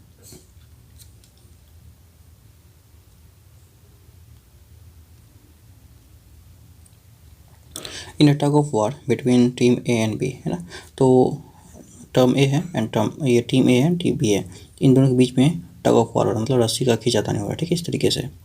तो ए वाला ए टीम जो है ये भी रस्सी खींच रहा है, बी टीम वाला ये भी रस्सी खींच रहा है ना, तो the rope breaks at the point which is near to the A है ना, तो रोप जो है ए के पास टूट जाता है। सिंपल सी बात, ए ज़्यादा फोर्स लगाया होगा तो ए के पास जो है ज़्यादा टेंशन डेवलप होगा, और टेंशन डेवलप होगा तो ये टूट जाएगा ना। देन क्या हुआ, A has applied more force है ना, तो इसका मतलब क्या हुआ, ए इज द करेक्ट आंसर यहाँ पे आ जाएगा, ठीक है। तो उसके बाद अगर 32 की बात करें, 30 क्वेश्चन क्या देख लेते हैं, रॉकेट वर्क्स ऑन, तो रॉकेट जो काम करता है, देखिए न्यूटन के थर्ड लॉ काम करता है, ध्यान रखना आपको कैसे। रॉकेट में क्या होता है, प्रोपेलर लगा होता है यहाँ पे, एक गैस पीछे फेंकता है धुआं है ना, और इसी क्या होता है रॉकेट ऊपर की ओर आगे बढ़ पाता है। तो यहाँ पे आपको ध्यान रखना है, ठीक है, कि जो है रॉकेट जो है काम करता है न्यूटन के थर्ड लॉ ऑफ मोशन पे, ठीक है। तो that will be C is the correct answer. आगे देखिए 33 में क्वेश्चन क्या दे रखा है। 33 में क्वेश्चन दे रखा है, a metallic ball strike with the wall and fall down where as a tennis ball having velocity having the same mass and velocity bounce back. तो इसमें क्वेश्चन क्या कह रखा है कि मान लीजिए यहाँ पे एक मेटलिक बॉल है ना, ये वॉल से स्ट्राइक करता है, ये मेटलिक ये वॉल है मान लीजिए है ना, यहाँ से टकराया, ये मेटलिक बॉल है, ठीक है, इस तरीके से, ठीक है। और उसके बाद क्या रखा है यहाँ पे, टेनिस बॉल है, दोनों का मास सेम है, ये टेनिस बॉल है, ठीक है, ये भी टकराया इससे। तो अच्छा, इस टकराने से क्या होगा कि क्या रखा है, and the velocity bounce back, है ना, क्या होगा यहाँ पे कि जो बाउंस्ड बैक होगा टकराने के बाद रिटर्न होगा, दोनों में किस में ज़्यादा वेलोसिटी होगा। तो सिंपल सी बात आप देखिए, ये टेनिस बॉल है ना, प्लास्टिक का होता है, और मेटलिक बॉल ये मेटल का है, टकरा के यहीं गिर जाएगा, ठीक है, यहाँ पे, और ये टकरा के रिटर्न हो जाएगा यहाँ से, ठीक है। तो ये क्या रखा है यहाँ पे, मेटलिक बॉल जो है फॉल डाउन हो गए टकराने के बाद, एंड टेनिस बॉल जो है दोनों का मतलब मास सेम है, और इसका जो वेलोसिटी हो रहा है बाउंस बैक हुआ। इसका रीज़न क्या है, मतलब सिंपल सी बात है, आप बात समझिए इसको कि देखिए एक बॉल अगर टकराता है, ठीक है, एक टेनिस बॉल है और यहाँ पे एक मेटलिक बॉल है, तो मेटलिक बॉल और टेनिस बॉल दोनों में टकराने का मतलब वॉल से टकराया और वेलोसिटी, और टकराया और वेलोसिटी। लेकिन प्रॉब्लम ये है कि ये टकरा के थोड़ा दूर जाएगा, गिर जाएगा, ये टकरा के रिटर्न हो गया। मतलब क्या हुआ कि दोनों में कुछ न कुछ तो ज़रूर होगा कि एक बहुत दूर गया, एक कम दूर में गिर गया। मतलब टेनिस बॉल में क्या होगा, ज़्यादा मोमेंटम का चेंज हुआ होगा, ठीक है, इस तरीके से। तो हम कह सकते हैं कि both suffer equal momentum, that is wrong, and the tennis ball suffer greater change in momentum, है ना। तो इसलिए ग्रेटर चेंज इन मोमेंटम हो रहा है, इसलिए टेनिस बॉल जो है ज़्यादा मतलब टकराने के बाद वेलोसिटी गेन कर रहा है दूर तक। तो that will be the B will be the correct answer of this question. आगे नेक्स्ट क्वेश्चन क्या देखिए,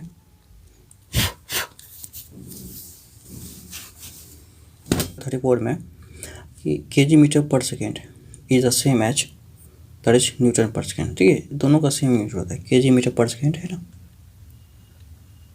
पर सेकेंड, और न्यूटन पर सेकेंड का भी, न्यूटन का होता है आपको अगर पता होगा force, that is mass into acceleration. तो मास हो गया आपको केजी, और एक्सेलरेशन होता है मीटर पर सेकेंड स्क्वायर, है ना। तो यहाँ पे पर सेकेंड स्क्वायर हो गया, इसको समझिए फिर से, मास का हो गया केजी, है ना, एक्सेलरेशन को हो गया मीटर पर सेकेंड स्क्वायर, ठीक है। इसको अगर 1 सेकेंड से और मल्टीप्लाई कर जाएगा ये, तो क्या आपको क्या केजी मीटर पर सेकेंड। तो केजी मीटर पर सेकेंड ये और ये दोनों से हमारा है, मतलब फोर्स का हो गया आप कह सकते हैं न्यूटन इंटू सेकेंड ये। तो न्यूटन सेकेंड जो होगा ये भी मोमेंटम का यूनिट होता है, और केजी मीटर पर सेकेंड से ये भी मोमेंटम होता है, ठीक है। इस तरीके से दोनों सेम यूनिट कैरी करता है, ठीक है। तो आंसर क्या होगा इसका, दैट इज न्यूटन सेकेंड। आगे हम बात करते हैं यहाँ पे, नेक्स्ट क्वेश्चन है, if you are asked to push an object so that the acceleration produce in it now twice as before, then force required will be. तो ये कह रहा है क्वेश्चन में कि अगर आप किसी बॉडी को पुश करने के लिए कहा जाता है इस तरीके से, इसमें जो एक्सेलरेशन होगा और दूसरे वाले में इससे दुगुना होना चाहिए, इसमें 2a होना चाहिए एक्सेलरेशन।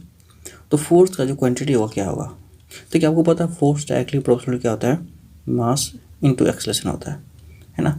मतलब force directly proportional to acceleration, सीधी बात है, एक्सेलरेशन बढ़ेगा तो फोर्स बढ़ेगा। तो पहले एक्सेलरेशन जो था ए था, अब जो एक्सेलरेशन हो रहा है 2a होने वाला है, तो फोर्स को भी क्या करना 2f होना पड़ेगा, ठीक है, इस तरीके से। तो फोर्स क्या होगा, दोगुना हो जाएगा, ठीक है, इस तरीके से। तो twice as before, that is A is the correct answer. 36 में कह रखा है, it is difficult to walk on ice because absence of friction. Ice पे चलना प्रॉब्लम क्यों होता है, क्योंकि वहाँ पे फ्रिक्शन नहीं होता है, इस वजह से क्या होता है, हम लोग आइस पे नहीं चल सकते, ठीक है, ठीक है। तो ये इसका जो है आंसर सही होगा। आगे क्वेश्चन 37 में क्या है देखते हैं। 37 में कह रखा है कि the law which define force, तो ऐसा कौन सा लॉ है जो फोर्स को डिफाइन करता है। तो देखिए न्यूटन का जो फर्स्ट लॉ है ना, ये डिफाइन करता है फोर्स को। क्यों, क्योंकि न्यूटन का फर्स्ट लॉ कहता है कि any object if that is in rest that will B continue in rest, and a body is in motion that will B continue in motion. तो जो जिस स्टेट में है वो उसी स्टेट में रहेगा, रेस्ट वाला रेस्ट में रहेगा, ठीक है, और मोशन वाला मोशन में रहेगा। कब तक, जब तक इसमें एक्सटर्नल कोई फोर्स काम नहीं करेगा, है ना। तो फोर्स क्या होता है, एक ऐसा चीज़ होता है जो रेस्ट से बॉडी को मोशन में या मोशन से रेस्ट में ला सकता है ना। तो ये जो है इस वजह से आपको पहले लॉ से आपको फोर्स का डेफिनेशन मिल जाएगा। दूसरे लॉ से कैलकुलेशन में फोर्स मिल जाता है F = m × a, है ना, तो ये ध्यान रखना है।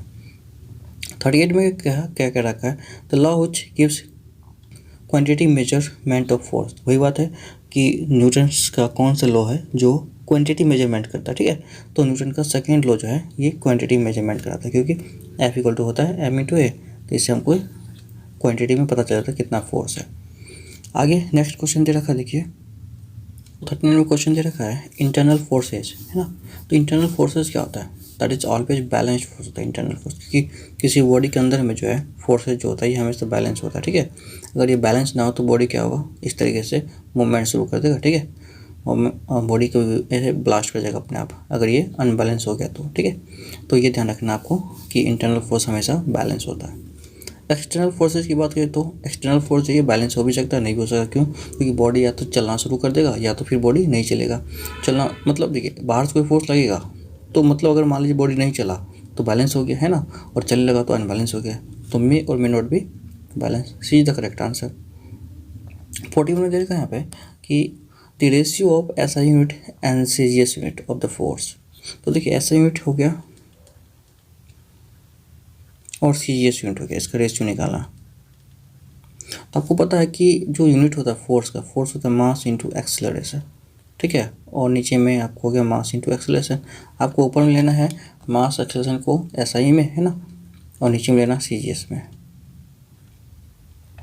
देखिए CGS में मास को लेते हैं हम kg में, सॉरी SI में मास को लेते हैं kg में, तो 1 kg हो गया, है ना, इस तरीके से। और यहाँ पे अगर बात करें तो ये हो गया आपको ठीक है, ये आपको या तो दोनों को एक ही साथ बना लीजिए, मास हो गया kg में, 1 kg हो गया, एक्सेलरेशन हो गया मीटर पर सेकेंड स्क्वायर, तो मीटर, है ना,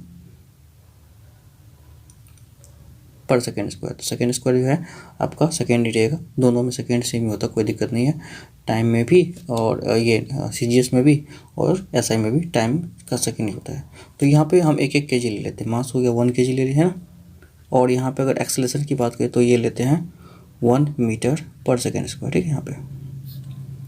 और यहाँ पे जो CGS लेना था, CGS में हम इसको ग्राम में कन्वर्ट करेंगे, तो ग्राम में मतलब ये मतलब हो गया 1 सेंटीमीटर 1 ग्राम, है ना। CGS में लेंगे तो ये ग्राम में आएगा, और एक्सेलरेशन जो आएगा 1 सेंटीमीटर पर सेकेंड स्क्वायर, ठीक है, ये आ गया। अब इसका रेशियो कैसे हम चेंज करें, तो kg को अगर आप ग्राम बनाइएगा तो 1 kg में 1000 ग्राम होता है, और 1 मीटर को अगर सेंटीमीटर बनाइए तो 100 सेंटीमीटर होगा। उसी तरीके से यहाँ पे आ गया, तो ऊपर वाला टर्म में आ जाएगा ग्राम, ठीक है, और सेंटीमीटर पर सेकेंड स्क्वायर, और नीचे वाला हो गया आपको यहाँ ग्राम सेंटीमीटर पर सेकेंड स्क्वायर। अब ये करिए 3 + 2 5, तो क्या गया 10⁵, है ना, तो ये हो गया,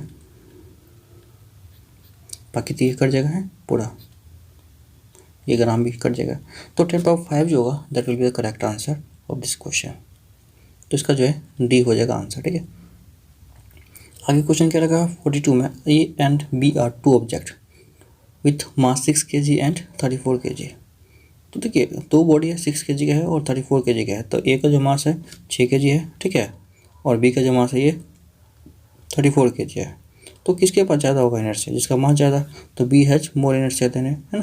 तो इसका जो आंसर होगा 42 का that will be B is the correct answer. आगे क्वेश्चन क्या दे रखा है देखते हैं उसको। ओके, तो क्वेश्चन दे रखा 43 में, which of the flowing classified force different from other.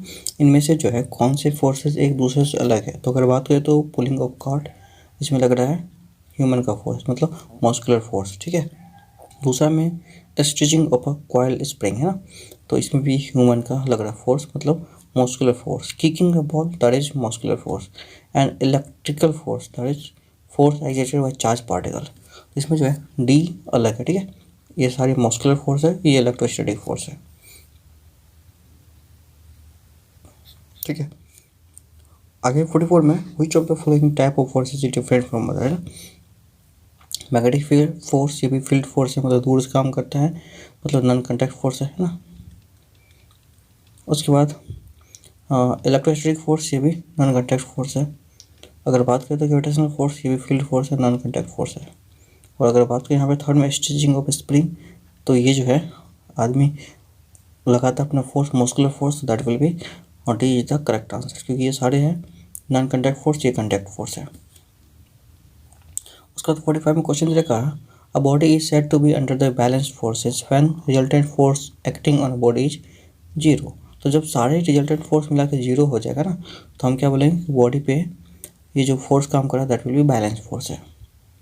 46 में again same question, P and Q are two weight or two objects with the mass 5 kg and 30 kg respectively, then P has more inertia than Q. तो इनमें से किसके पास ज़्यादा inertia होगा, तो आप कह सकते हैं यहाँ पे कि पी एंड क्यू दोनों के मास, जिसमें ज़्यादा मास होगा उसका इनर्शिया ज़्यादा, तो क्यू के पास ज़्यादा इनर्शिया होगा। ठीक है, आगे 47 में, the ratio of S I unit to the CGS unit of momentum is. तो जो ऐसा यूनिट सीजीएस यूनिट में मोमेंटम का होगा ना, तो देखिए मोमेंटम अपन मोमेंटम, तो पहले हम एस आई लगाते हैं फिर सीजीएस लगाते हैं। ठीक है, इस तरीके से। तो अगर एस आई की बात करें तो होता है केजी मीटर पर सेकेंड, तो 1 kg 1 मीटर एंड 1 सेकेंड, तो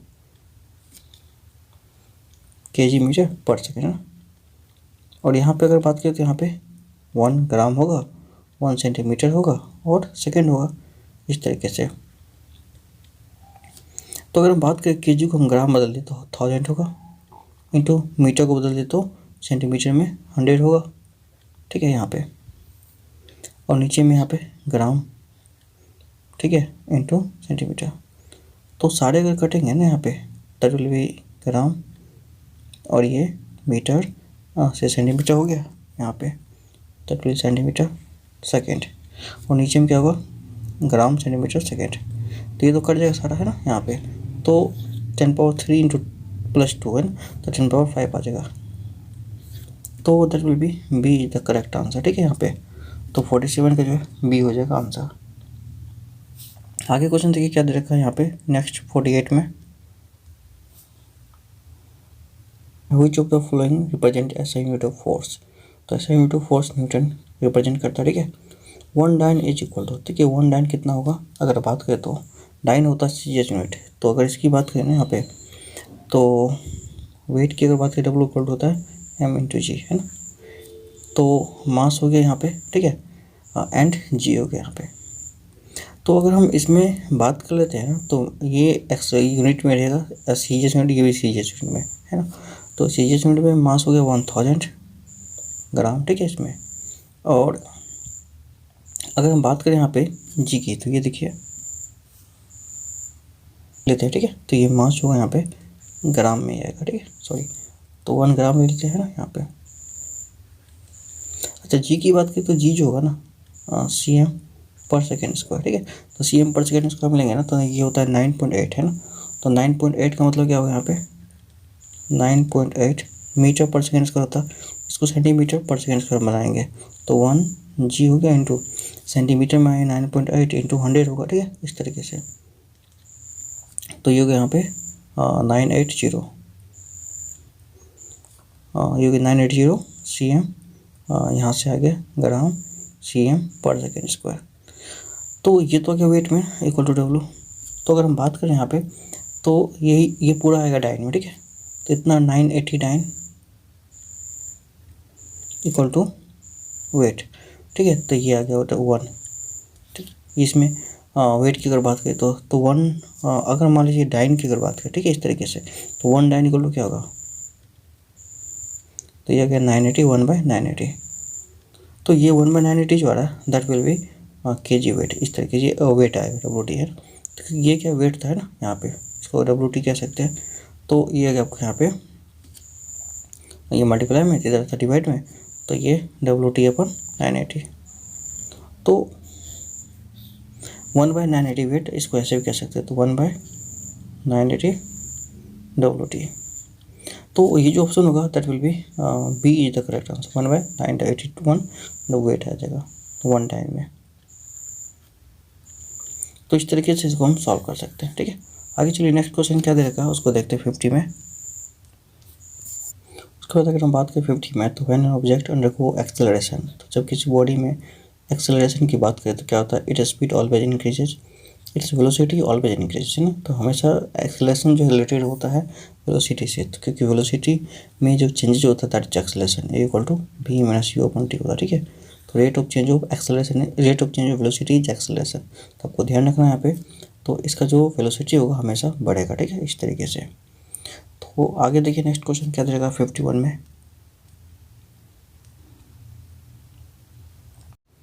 तो इसमें क्वेश्चन है a force act on an object which is free to move. तो किसी, देखिए, एक फोर्स काम कर रहा है किसी ऑब्जेक्ट पे जो फ्री है मूव करने के लिए। If you know that the magnitude of force, हमें पहली बात तो फोर्स पता है and the mass of object, और इसका मास पता है, तो कह सकते हैं कि Newton second law of motion enable us to determine objects acceleration. तो इससे क्या पता चलेगा हमें, एफ इक्वल टू होता है ma, और इससे हमको ए इक्वल टू निकाल सकते हैं एफ अपन एम। तो अगर हमको एफ पता है और एम पता है तो हम इसका एक्सेलरेशन फाइंड आउट कर सकते हैं। तो the correct answer will be here acceleration of that object, ठीक है। तो इसका एक्सेलरेशन जो होगा हम फाइंड कर सकते हैं। उसके बाद 52 में क्वेश्चन है when a force of 1 newton act on a mass of 1 kg that able to move freely the object move with an acceleration. तो एक्सेलरेशन निकालने के लिए आपको पता होगा, यहाँ पे देखिए ये सारा एक्सेलरेशन निकला हुआ है। आपको दे रखा फोर्स 1 न्यूटन है और फिर मास दे रखा आपको यहाँ पे 1 kg है। एक्सेलरेशन की बात करिए इक्वल होता है एफ अपन एम। तो एफ कितना हो गया 1/1 that is 1 metre per second square, that is acceleration. तो इसका जो आंसर होगा that will be B is the correct answer. आगे बात करते हैं 53 में क्वेश्चन क्या है देख लीजिए। When a net force act on a object will accelerate the direction of the force with an acceleration proportional to that. देखिए एक बात आप समझ लीजिए, क्वेश्चन में क्या रखा कि अगर मान लीजिए किसी बॉडी पे फोर्स लग रहा है, ठीक है, तो फोर्स लगने पे बॉडी का जो एक्सेलरेशन होगा वो किसके प्रोपोर्शनल होगा, फोर्स या मास के। तो फोर्स इक्वल टू होता है एम इंटू ए, आपको पता होगा। मास तो कांस्टेंट होता है, तो force directly proportional to acceleration होता है, ठीक है, आपको ध्यान रखना है। तो force will be directly proportional to acceleration in this question and option number that या। तो एक्सेलरेशन जो होगा फोर्स के प्रोपोर्शनल होगा, A is the correct answer, ठीक है, आपको यहाँ पे हो जाएगा। आगे 54 में क्वेश्चन दे रखा क्या रखा, Newton use the phrase quantity of motion. तो क्वांटिटी ऑफ मोशन जो है दैट विल बी, यहाँ पे हम कह सकते हैं मोमेंटम होता है, ठीक है, किसी बॉडी में, क्योंकि इसमें क्या होता है मास और वेलोसिटी दोनों का प्रोडक्ट होता है, इसमें क्वांटिटी ऑफ मोशन कहा जा सकता है इसको, ठीक है। तो न्यूटन ने इसे कहा इस फ्रेज को क्वांटिटी ऑफ मोशन मोमेंटम को, तो आपको ध्यान रखना है। आगे क्वेश्चन 55 में the effect of an impulse force on the body is measure only in the terms of impulse, है ना। तो इम्पल्सिव फोर्स को इम्पल्स में मेजरमेंट करते हैं, इम्पल्स होता है force in time that is impulse, ठीक है, आपको ध्यान रखना है। तो इम्पल्स होता है फोर्स इन टाइम, और ये मोमेंटम में भी आता है, लेकिन यहाँ पे ऑप्शन दे रखा मोमेंट ऑफ मोमेंटम, तो दैट इज अलग चीज़ होता है, आप 11th में पढ़ेंगे मोमेंट ऑफ मोमेंटम क्या, ठीक है। तो लेकिन आपको ध्यान रखना फोर्स इन टाइम जो होता है ना दैट विल भी इम्पल्स होता है, तो इसको हम इम्पल्स से मेजरमेंट कर सकते हैं, इम्पल्सिव फोर्स को। आगे क्वेश्चन दे रखा है यहाँ पे 56 में kg metre per second is ऐसे यूनिट ऑफ। तो kg मीटर पर सेकेंड जो होता है दैट विल बी इम्पल्स का, ठीक है, आपको ये पता होना चाहिए। उसका आगे रखा था gravitational unit of the force in the metric system. तो ग्रेविटेशनल यूनिट जो होता है मेट्रिक सिस्टम में दैट्स बिकम्स kg वेट, है ना। तो आपको पता होगा, इससे पहले भी हम डिस्कस कर चुके हैं 57 का क्वेश्चन को, कि जो kg वेट होता है ना ये ग्रेविटेशन फोर्स का होता है, ठीक है, यूनिट। तो ग्रेविटेशन फोर्स का मतलब ग्रेविटेशन फोर्स को मेट्रिक सिस्टम में अगर हम एक्सप्रेस कर दें तो इसको kg वेट हम लिखते हैं, ठीक है, आप ध्यान रखेंगे। क्योंकि देखिए एफ इक्वल होता है एम इंटू जी, है ना, तो मास हो गया kg में, है ना, और ये जो भी हो गया mg, ये सीधा वेट आ जाता है ना, क्योंकि w इक्वल होता है mg, आपको पता होगा। तो इस तरीके से ये kg वेट में एक्सप्रेस होता है, ठीक है। यहाँ पे मल्टीप्लाई करने के बाद मास kg में हो गया, और ये जी है m into A that will be mass, और वेट हो गया w m इंटू जी, तो दैट विल बी वेट, है ना। इस तरीके से जो है यहाँ पे हम इसको लिख सकते हैं kg वेट। आगे हम बात करते हैं यहाँ पे Galileo law of inertia is another name for Newton's dash law of motion. तो न्यूटन जो है फर्स्ट लॉ ऑफ मोशन को गैलीलियो लॉ ऑफ इनर्शिया भी कहते हैं, ये बात आपको ध्यान रखना है। 60 में क्वेश्चन दे रखा है the rate of change of linear momentum is called. देखिए rate of change of linear momentum जो होता है दैट विल बी फोर्स होता है, ठीक है, ये बात आपको ध्यान रखना है। तो 60 का जो आंसर होगा that will be C is the correct answer, ठीक है, क्योंकि आप देखिए फोर्स होता है ना rate of change of momentum होता है। तो आपको मोमेंटम होता है एम वी माइनस का एम यू अपन का टी, क्योंकि देखिए ये फाइनल मोमेंटम है ठीक, ये इनिशियल मोमेंटम है, तो ये फाइनल या इनिशियल दोनों में से अगर आप कॉमन लेंगे एम तो V minus U upon T हो जाएगा। और आपको पता होगा कि V minus U by T क्या होता है, एक्सेलरेशन होता है। अगर ये फॉर्मूला को अगर आप ध्यान से देखेंगे तो V minus U by T acceleration होता है, तो M into A that will be force. तो इस तरीके से आप कह सकते हैं रेट ऑफ चेंज मोमेंटम जो है फोर्स होता है। ठीक है, आगे क्वेश्चन यहाँ पे दे रखा था friction is an self adjusting force necessary wheel impulse. ठीक है, तो अगर हम बात करें यहाँ पे ना, इनमें सब हमको तो ये सारे दिख रहे हैं सही है, क्योंकि एक सेल्फ एडजस्टिंग फोर्स होता है, ये नेसेसरी व्हील है, ज़रूरी भी है और ये ख़राब भी होता है। Important force in daily life, सही बात है, अगर हमारे लाइफ में ये फोर्स ना हो तो हम चल नहीं पाएंगे ठीक से, है ना, कोई पेन नहीं पकड़ पाएंगे, लिख नहीं पाएंगे, तो ये ज़रूरी होता है। तो 61 की अगर बात करें ना तो that will be all of D. ठीक है, तो इसका हो जाएगा आंसर। आगे 62 में मज़ेदार क्वेश्चन है, देखिए इसको सॉल्व करना पड़ेगा, कैसे सॉल्व करते हैं। ठीक है, तो क्वेश्चन रखा है 3 equal weight of mass 2 kg each are hanging on the spring passing over the fixed pulley as shown in the figure. तो ये इस तरीके से हैंग कर रहा है, ये पुली के ऊपर से ये पास हो रहा है इस तरीके से। ठीक है, तो ये आपको ध्यान रखना है। The tension in the spring connected between B and C about. अब टेंशन जो पूछा ये नहीं पूछा है ना, ये टेंशन नहीं पूछा है, ये पूछा है बी और सी के बीच में जो टेंशन हुई है कितना हुई है ना, तो ये टेंशन के बारे में बात कर रहा है। तो देखिए इसको हम पहले बनाने के लिए सबसे पहले FBD बनाते हैं, ए ब्लॉक का फर्स्ट ब्लॉक जो ये वाला इसका फ्री बॉडी डायग्राम बनाते हैं ना इसमें। तो देखिए आपको पता होगा कि सब 2-2 kg का, ये 2 kg है, ये भी 2 kg है, ये भी 2 kg है। तो ये जो चलना शुरू करेगी ऊपर जाएगा तो ये नीचे आएगा, इस तरीके से ऐसे चलेगा है ना, तो इस तरीके से चलना शुरू कर देगा। तो इसमें 2 kg यहाँ पे है ना, तो नीचे लगेगा यहाँ पे 2G है ना, ऊपर लग रहा है इस पर टेंशन मान लेते हैं, टेंशन हमेशा अवे फ्रॉम द बॉडी लगता है। ठीक है, टेंशन, और इसमें भी ऊपर की ओर लगेगा टेंशन यहाँ पे, तो ये बात आपको पता होगा, यहाँ पे ऊपर लग रहा है टेंशन है ना, और यहाँ भी लग रहा है ऊपर मान लेते हैं टेंशन, तो ऊपर हो गया टेंशन। हालांकि एक्चुअली ये चलेगा ऊपर, क्यों, क्योंकि इधर का वेट ज़्यादा है 4 kg, इधर का 2 kg है ना, तो ये चलेगा ऐसे टेंशन की तरफ, तो इसका टेंशन क्या होगा यहाँ पे ज़्यादा हो जाएगा, इस तरीके से खींचने वाला है ना, 2G कम होगा। और मान लेते इसका जो एक्सेलरेशन होगा ना दैट विल बी ए होगा ऊपर की ओर, इसका एक्सेलरेशन ए होगा नीचे की ओर, क्योंकि आपको पता होगा कि जब बॉडी चलता है ना तो जिस एक्सेलरेशन से ऊपर जाएगा उसी एक्सेलरेशन से ये पोर्शन नीचे आएगा ना, तो ये आपको ध्यान रखना है यहाँ पे, ये बात आप ध्यान रखेंगे। तो अब देखिए इसमें क्या है, यहाँ पे इसका इक्वेशन क्या बनेगा, तो इसका जो इक्वेशन बनेगा, एक्सेलरेशन इसका ऊपर की ओर है ए, तो net force equal to M A होता है, आपको न्यूटन्स के सेकेंड लॉ से पता होगा, नेट फोर्स मतलब टी माइनस का 2G, टी बड़ा है कि ऊपर जा रहा है, 2G नीचे होगा लग रहा है, तो नेट फोर्स कितना होगा T minus 2G, M A मतलब 2 इंटू ए है ना एक्सेलरेशन, तो ये हो गया पहला इक्वेशन है ना। अब उसके बाद देखिए दूसरा पार्ट को अगर सॉल्व करें, बी और सी को मान लेते कंबाइंड मास अभी है ना, तो बी और सी को अगर कंबाइंड मास मान लें तो अभी इसका हम ब्लॉक बना दें यहाँ पे FBD बना दें, तो देखिए कैसे बनेगा। यहाँ पे मान लीजिए ये 4 kg का है, बी सी एक साथ है इसमें 4 kg, ठीक है यहाँ पे, तो नीचे लगेगा इसमें 4G, और टेंशन जो इसमें ऊपर लग रहा है, अब यहाँ पे 4G नीचे बड़ा है क्योंकि बॉडी नीचे चल रहा है ना, इस तरीके से ये एक्सेलरेशन से, तो इसमें क्या होगा यहाँ पे 4G माइनस का टी इक्वल टू 4A, ये दूसरा हो गया। ठीक है, अब इसी तरीके से अगर हम तीसरा जो लास्ट वाला ऑप्शन है यहाँ पे इसको सॉल्व करें, यहाँ पे सी वाला ब्लॉक को, ये सी वाला ब्लॉक हो गया, तो सी में जो है यहाँ पे 2G नीचे लगेगा है ना, टेंशन इसमें मान लेते टी डैश लग रहा होगा क्योंकि इन दोनों के बीच में अलग टेंशन लगेगा। ये तो रस्सी है ना, रस्सी में देखिए यहाँ से स्टार्टिंग से यहाँ तक आया है, ये मासलेस रस्सी है, तो इसलिए इसका सेम टेंशन है, लेकिन यहाँ ऑब्जेक्ट चेंज हो रहा है, ऑब्जेक्ट चेंज होगा तो टेंशन भी चेंज हो जाएगा। ठीक है, आपको ध्यान रखना है।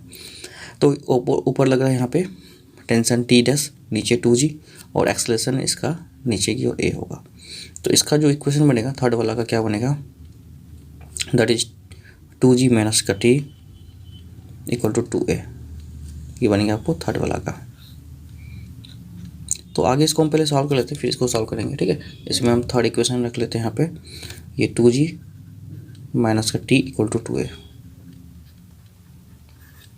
तो अब हमें दिख रहा है यहाँ पे दो इक्वेशन, हम 1 और 2 को अगर ऐड कर ले इसको, ठीक है, तो हमको यहाँ पे जो है कुछ ना कुछ ए का वैल्यू निकल जाएगा। तो ऐड करेंगे, एडिंग 1 और 2 लिख लेते हैं यहाँ पे,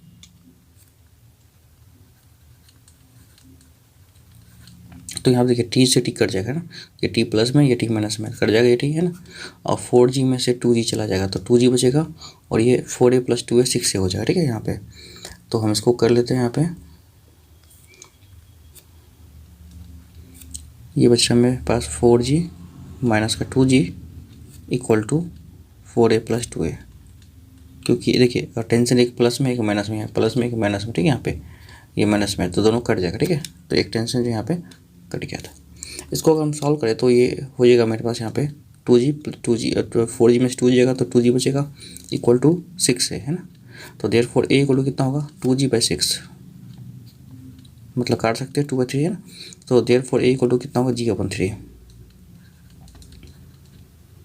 ठीक है। तो ये एक्सलेशन आएगा, सॉरी G/3 है, ठीक है। तो ये एक्सलेशन मेरे पास आ गया। अब इसका वैल्यू हम थर्ड में रख ले तो हमें जो है यहाँ पे T' का वैल्यू निकल जाएगा, ये T' है ना थर्ड में। तो 2G - T' इक्वल टू 2 है, इसको हम रखते हैं यहाँ पे 2G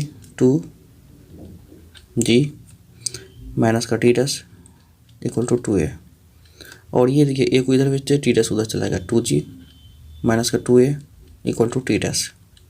अच्छा 2G की अगर बात करें तो 2 × G का वैल्यू कितना होगा, G रखते हैं यहाँ पे, और यहाँ पे A की जगह हम रखेंगे ये G/3, ठीक है ये वैल्यू। तो 2 × G/3 इक्वल टू T'। अब इसको अगर हम सॉल्व कर लेना तो that will B 2G - 2G/3 LCM लेकर के, तो क्या बनने वाला है यहाँ पे एलसीएम लेंगे अगर इसको तो ये बनेगा मेरे पास टोटल का 3 एलसीएम है ना, तो 6G माइनस का 2G। तो अगर एलसीएम ले तो कितना आएगा यहाँ पे 4G/3 है ना, तो T' इक्वल टू कितना आएगा 4G/3।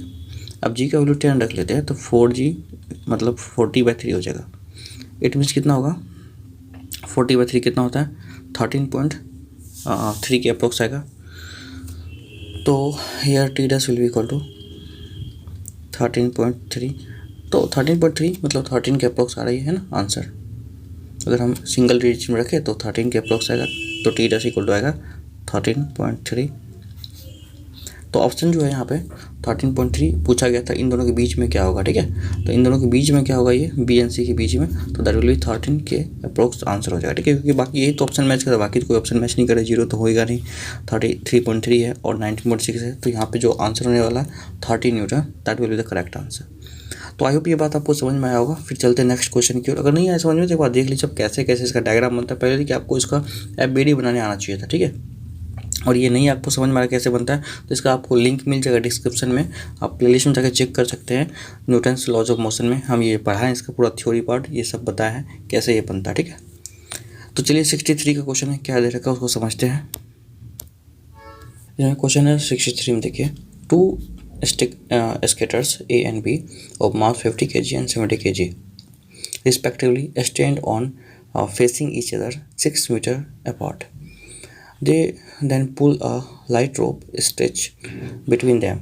How far each moved when they meet? तो अगर हम बात करें यहाँ पे ना तो इसमें देखिए सबसे बड़ी बात है, इसको समझिए क्वेश्चन को। एक यहाँ पे स्केटर A है ना, और एक स्केटर यहाँ पे B है, ठीक है।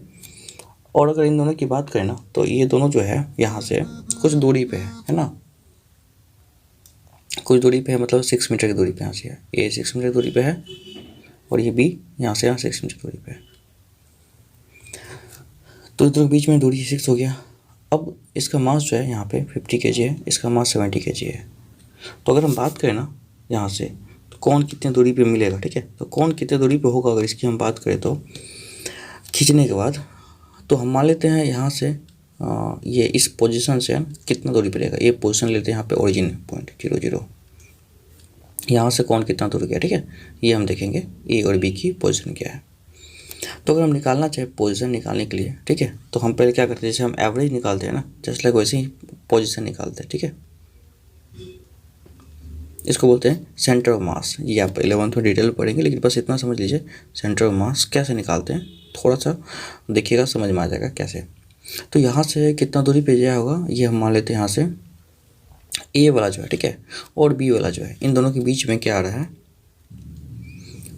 यहाँ से अगर ए की बात करें तो ए कितना दूरी पे है आगे तो हमें नहीं पता, तो ये जो है ए का जो आप देख लीजिए यहाँ पे पॉइंट है 0 पे है, और ये बी का जो पॉइंट है यहाँ से 6 मीटर की दूरी पे है, तो इसका पोजीशन हो जाएगा 0,6, ठीक है। यहाँ से ये पोजीशन बी का हो गया, ठीक है।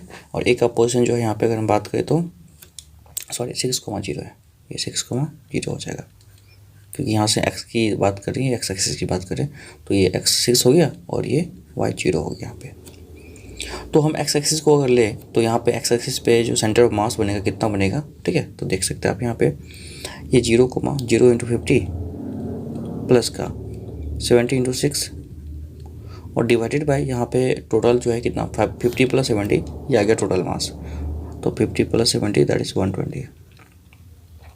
50 इंटू 0 तो ये आपको 0 हो जाएगा, और 70 इंटू 6 दैट विल बी 420 और डिवाइडेड बाई 120, क्योंकि आपको 70 प्लस 50 120 आएगा। इनको ऐड करने के बाद यहाँ पे 420 अपन 120 कट जाएगा ये, तो 21/6 और 3 से कटेगा 7/2, इट मीन्स 7/2 मतलब 3.5 है ना। तो 3.5 कहाँ से आएगा, तो 3.5 यहाँ से आएगा जहाँ से हम काउंट कर रहे हैं, तो ए से आगे 3.5 है ना, तो ये 3.5 होगा आगे, ठीक है। 3.5 ये मिडिल से भी थोड़ा आगे हो जाएगा यहाँ से 3.5, और ये इधर बचेगा यहाँ पे आपको 1.6 में से माइनस कर लीजिए कितना बच रहा है, ठीक है। तो 6 माइनस 3.5 तो ये आपको आ जाएगा 2.5 है ना। तो 2.5 जो होगा ना यहाँ से ये बी से दूरी पे होगा और ए से दूरी होगा 3.5। तो आपको पता होगा कि ए से 3.5 मीटर की दूरी पे और बी से 2.5 मीटर की दूरी पे ये अगर ब्रेक होगा तो यहाँ से ब्रेक होगा, ठीक है। तो दैट विल बी क्वेश्चन क्या रखा है,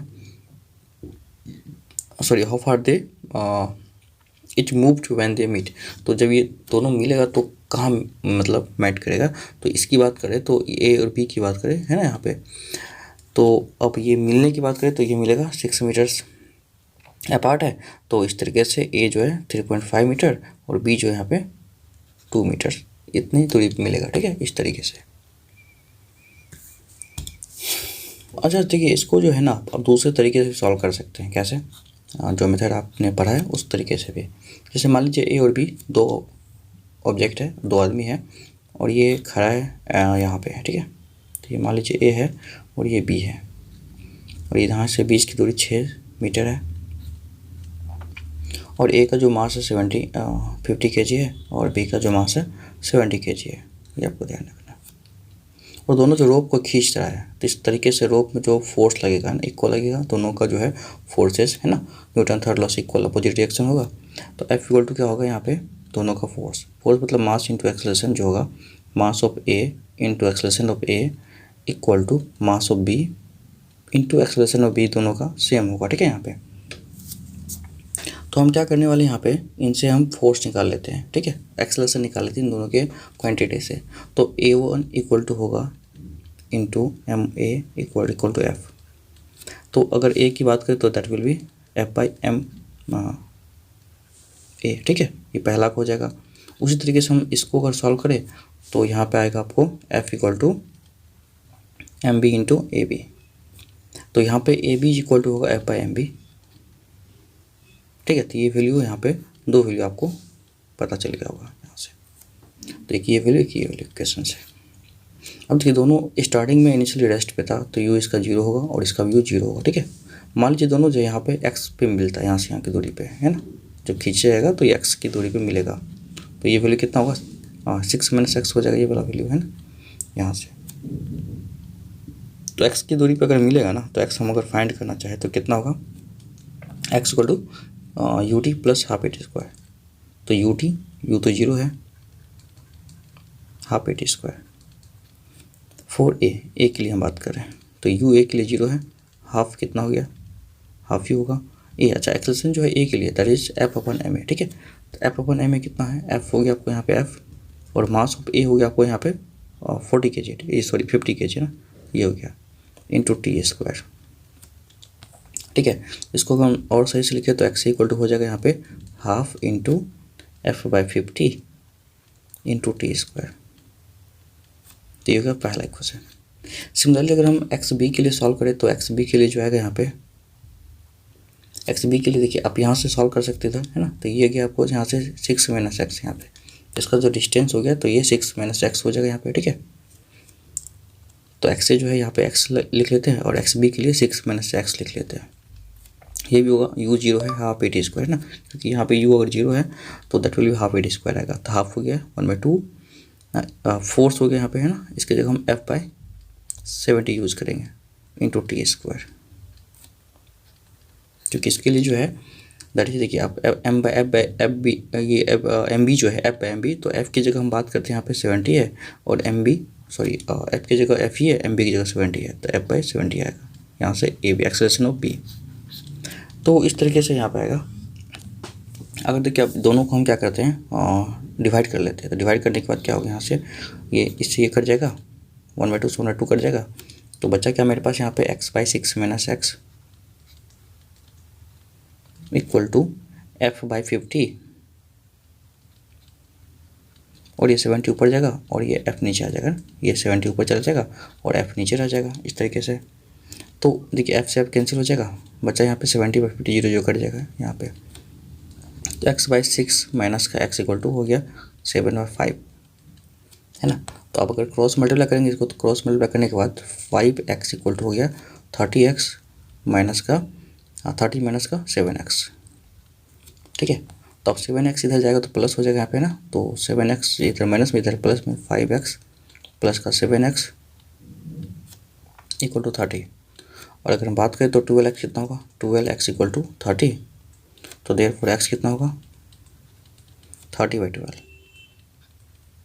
ये कटेगा तो 15/3 से काट दीजिए 10/4 आ जाएगा, ठीक है। इस तरीके से 3 से काटने के बाद 10/4, तो इट मीन्स कितना आ रहा है यहाँ पे, और ये काटने के बाद आपको आ जाएगा आई थिंक मिस तो ठीक है, देख लेते 1 मिनट, 12 एंड सॉरी ये 42 होगा, 6 × 7 42 होता है ना, यहाँ मिस था, हमने 30 कर दिया है, ठीक है, मिस हो गया था, तो ये 42 रहेगा यहाँ पे ना। तो देखिए 12x इक्वल टू 42 यहाँ पे आएगा, है ना, तो 42/12 आ जाएगा यहाँ पे, तो दैट विल बी 42/12, तो ये कट के आपको 3.5 आएगा, है ना। तो एक्स वैल्यू अभी भी देखिए 3.5 आ रहा था, मतलब क्या हुआ कि ये 3.5 जो होगा ना यहाँ पे, तो यहाँ से 3.5 मीटर की दूरी पे मिलेगा ये आगे, और बाकी बचा 6 में 3.5 मतलब 2.5, ये 2.5 मीटर आगे आएगा। तो ये बी वाला 2.5 आएगा, ए वाला 3.5 आएगा ना। तो सिंपल सी बात है, आपको ये ध्यान रखना है। तो चलिए ये क्वेश्चन दूसरे तरीके से भी हो गया है, तो आगे हम बात करते हैं 64 नंबर क्वेश्चन क्या है, देखते हैं।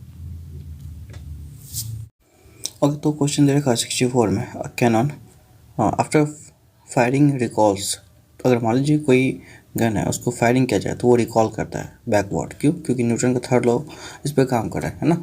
इन every action there equal and opposite reaction, तो इसमें आंसर कन्वर्सिव एनर्जी तो नहीं है, backward thrust and Newton first law Newton third law, है ना। न्यूटन का थर्ड लॉ ये एक्चुअली काम कर रहा है, कोई बॉडी आगे जाएगा तो वो पीछे की ओर रिकॉल करेगा, ठीक है।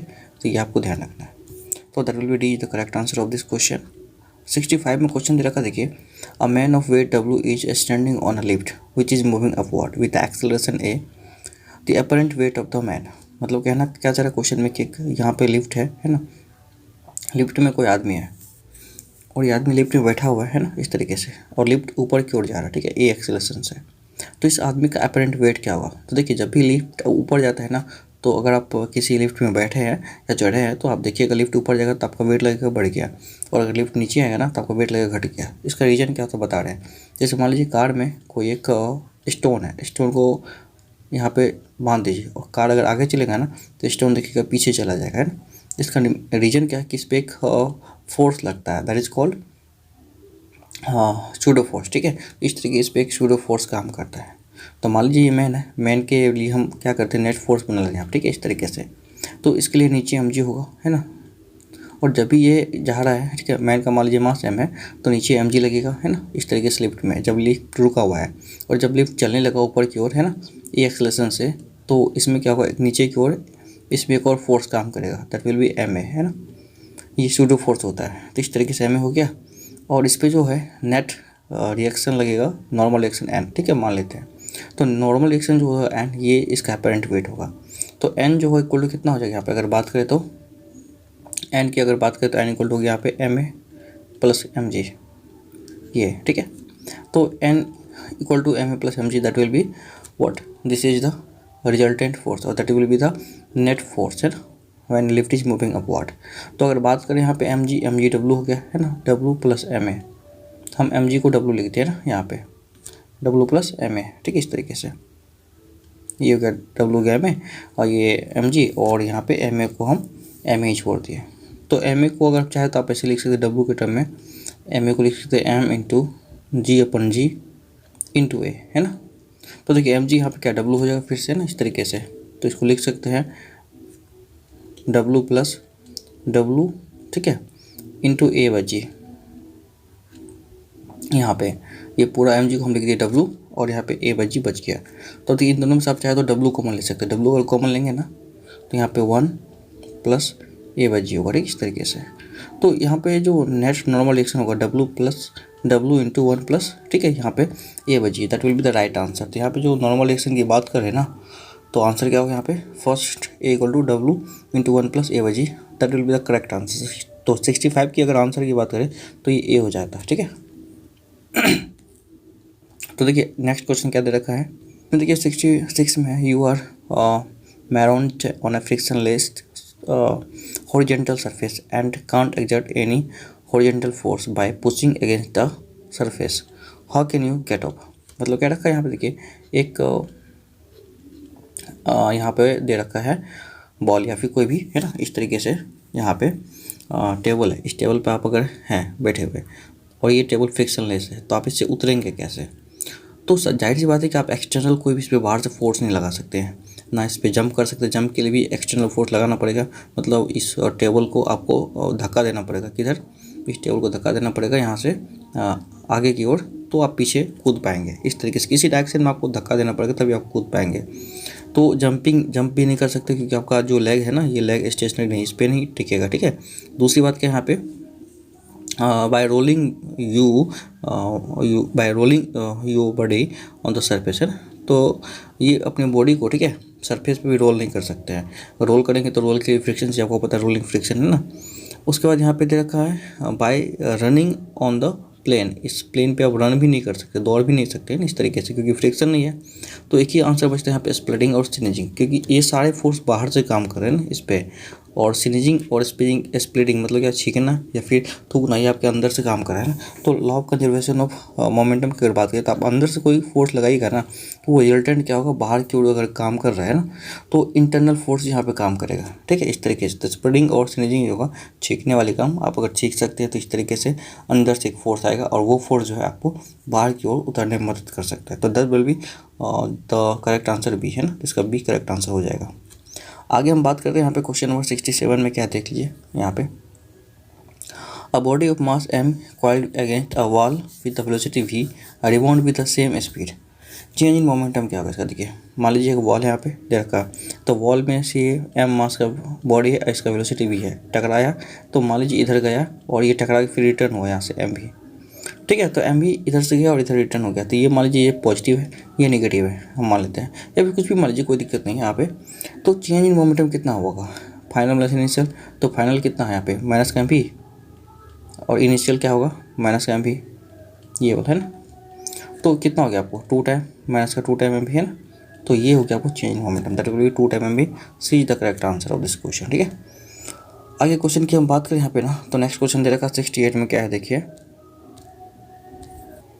तो अगर बात करें नेक्स्ट 68 में क्वेश्चन दे रखा है, machine gun and fires and bullet, ठीक है, per second and the mass of each bullet is m, if the speed of the bullet भी v, then the force exerted on the machine gun. तो ये force का value होता है सीधे F equal to m into n, आपको पता होगा।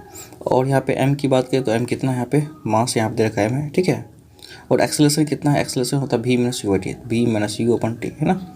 तो v की बात करें ना तो m इंटू v कितनी है, v तो v है यहाँ पे, अच्छा, total number of bullet n है, यहाँ से n मिला लीजिए, है ना। तो n बुलेट का मास m इंटू n हो जाएगा इस तरीके से, ठीक है। यहाँ पे तो m इंटू वी इंटू, अच्छा u zero, initial velocity zero, ठीक है। यहाँ पे तो u को अगर आप जीरो रखेंगे तो v माइनस जीरो, यहाँ पे क्या होगा v बचेगा, ठीक है। और इंटू n बचा, टाइम 1 सेकेंड है, 1 सेकेंड की बात कर रहा है।